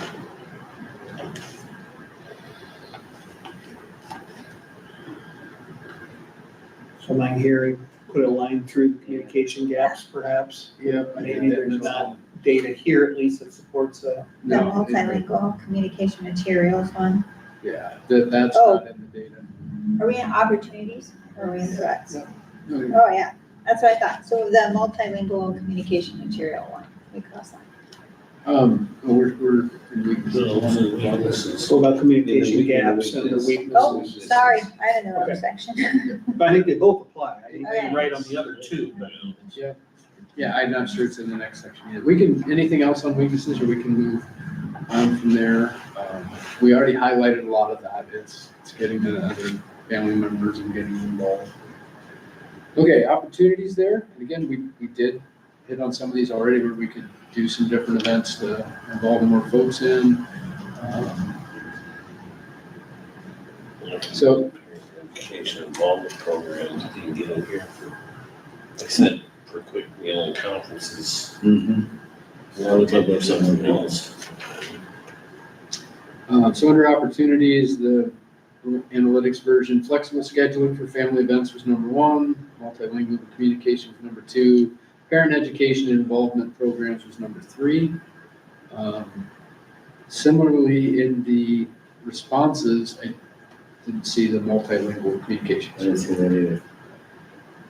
Take that one out. And we definitely saw virtual education and involvement programs, a lot of different volunteer suggestions on that.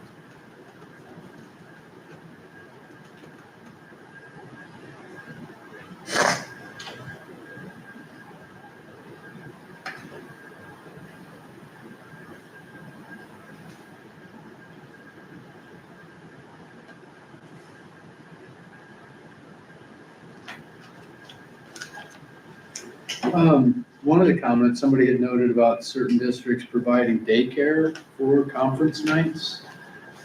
Would that maybe help us get some folks who, We have done that in the past at the elementary. did it get more? Not very many takers. Most of the time, they just bring them with them. You're gonna take the class Teacher to class teacher. anyway. Yeah.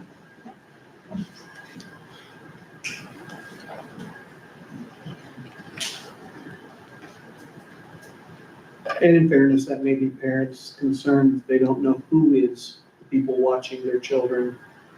And you want to take care of your most precious Right. possession, which is your children, so. One of the most frequent comments in here that would probably replace what was on there, that flexible scheduling for family events. What I see a lot of here is what you guys were commenting on a moment ago. A lot of those events are family events. Let's start marketing them as family events, right? Trying to attract the family engagement to come to each of those evenings. As far as flexible scheduling for family events and the specific note that was there, you see, we're asking that stuff to be held at different times. I was kind of missing that. I didn't see that.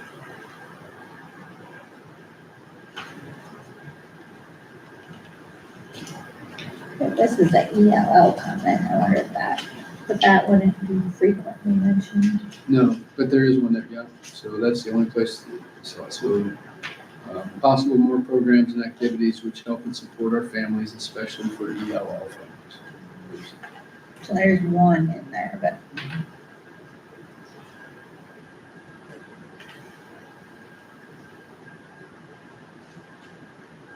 We used to offer literacy and math family nights. Although it was not well attended, it was good. I know, Okay, and I think we used to do it separate. Yeah, beyond that, Yeah, that, yes. they, I was gonna say, go ahead. And I had asked staff about doing that, and I didn't get any takers. So staff just didn't have any interest in a time of coming in and doing that. We used to do a rotation, but it was hard sometimes to get people to commit. And do like 3 stations of reading and 3 stations of math, different levels, all the way down to basic understanding of numbers. So we would have a little of both. But it is a time commitment, definitely. we get good family turnouts for those, or? You would get, I would say, if you had 6 groups, you'd have maybe 5 families in each group, so maybe 30 families that would participate. I mean, they get a slice of pizza and then walk around, and even, was it an hour? We I tried, can't remember how long, but I would say it's probably that hour and a half-ish or and, so. and you couldn't do all of them, you could do You had to 3. pick. Like, and the goal was to try to get them to do at least 1 math and 2 reading, I think was the focus. So, there's a lot of good stuff. I mean, we did get a lot of families that came in with lots of different age levels. And then we kind of geared it that way towards having something for everybody.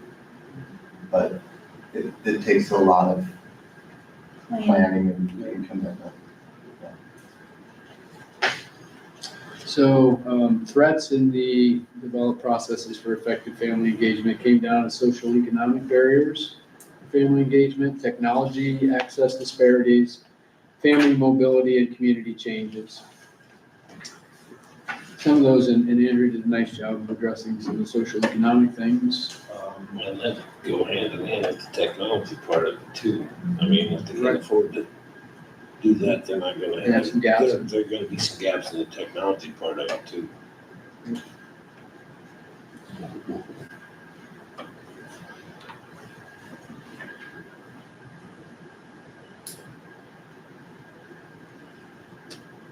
Any other notes that stuck out in that section that weren't listed there, or kind of were stuck out to anybody?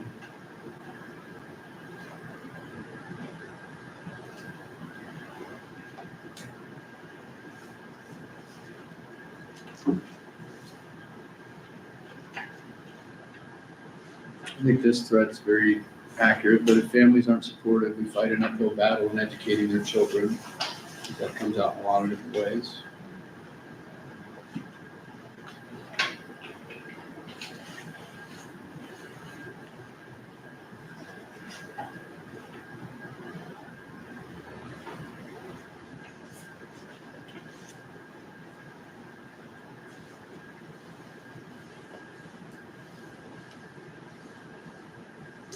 We're full of students that may not have families show up. However, it's still more beneficial for families to be involved. If we're having an event and one of the kids is there, we know they don't have parental support. In the past, we have had surrogates step in for them, whether that's the athletic director or a coach or someone else. Perfect. That's what I was looking for. That we intentionally seek that out and may I sit with you? Can I walk up there with you? Whatever it is, so that they're not, hey, everybody else's parents did that with them and I Yeah, won't on do senior night, if we know that someone's not gonna be able to come, then we make sure that kid has somebody. to Yep. work with. That's just one example. Yeah. Anything else on the weaknesses in that section? We're 20 minutes past, and I actually am supposed to be at my daughter's softball game. And I would like to ask everybody, if you don't mind, just to, just one section left, strengths, weaknesses, opportunities, and threats in that last section, which is the develop and enhance meaningful relationships with community partners. For the audio, I'll give the highlighted top three. Strengths was strong existing partnerships with local businesses and organizations. That came up a lot. Community volunteer programs, and support from local government entities. Those are our strengths, but it is something that we can expand on. Community volunteer programs and working with the communities outside of Pocahontas, making sure that we're involved in Pomeroy, Rolfe, Lorenz, everybody, growing in that front. Weaknesses, limited scope of the partnerships, resource allocation for partnership development, and sustaining long-term community relationships. I wasn't so sure that I saw some of those quite, or I would have broken it down the same way AI did, so I encourage you guys to read through that section in a little more detail. Opportunities, new partnership opportunities with tech companies, community service projects for students, collaborative grants and projects. We did meet with Rolfe last night. I met with Rolfe, Lorenz, Pomeroy, Pocahontas. We'll get to the other ones too, but those types of things, whether it's grants or any collaborative projects, try to make sure that they know the offer's there. If the school and the community can do something together, we want to. Things that benefit us both are definitely things we want to pursue. Threats, economic changes affecting community support, competition for community resources, and shifting community demographics and needs. One of the highlighting ones there is our reducing population. And some things that we want to be able to do and counter some numbers and things on that front. We have to keep that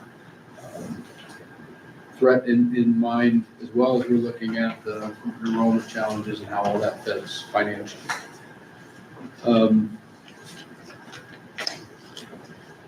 I do need to step away. You guys wanted to go deeper into that last section, or are you comfortable calling it? I'm good. You told me it's over anyway, keep ours. Yeah, I know. That's an important thing. It is. Maybe hit Monday night. There's some family time there. Yep. Is it Monday night? Next, Monday night's the next board meeting? Yeah. we can maybe finish it. Is there any way we Wrap can, it up.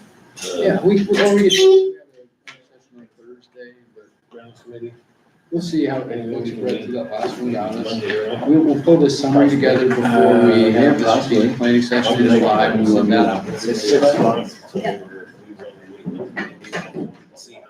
Are you Yeah, in, out, tomorrow? Summer. So I could maybe touch base with you sometime? right. I'm in the home office. I've got, And then we met in Yeah. May. I've got at least 2 hours open in the middle of the day, and I'll actually. We met That would be great.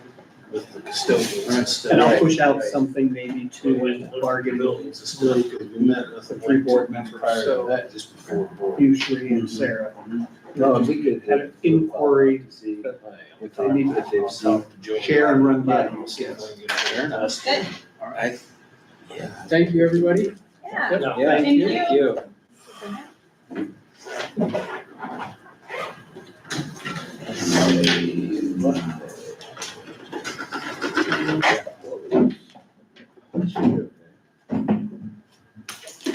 Does that work for you, Joe? For which? I'm sorry. Can we meet at 6 o'clock? I'm just saying, our committee My, with building- Dustin they're not possibly one section.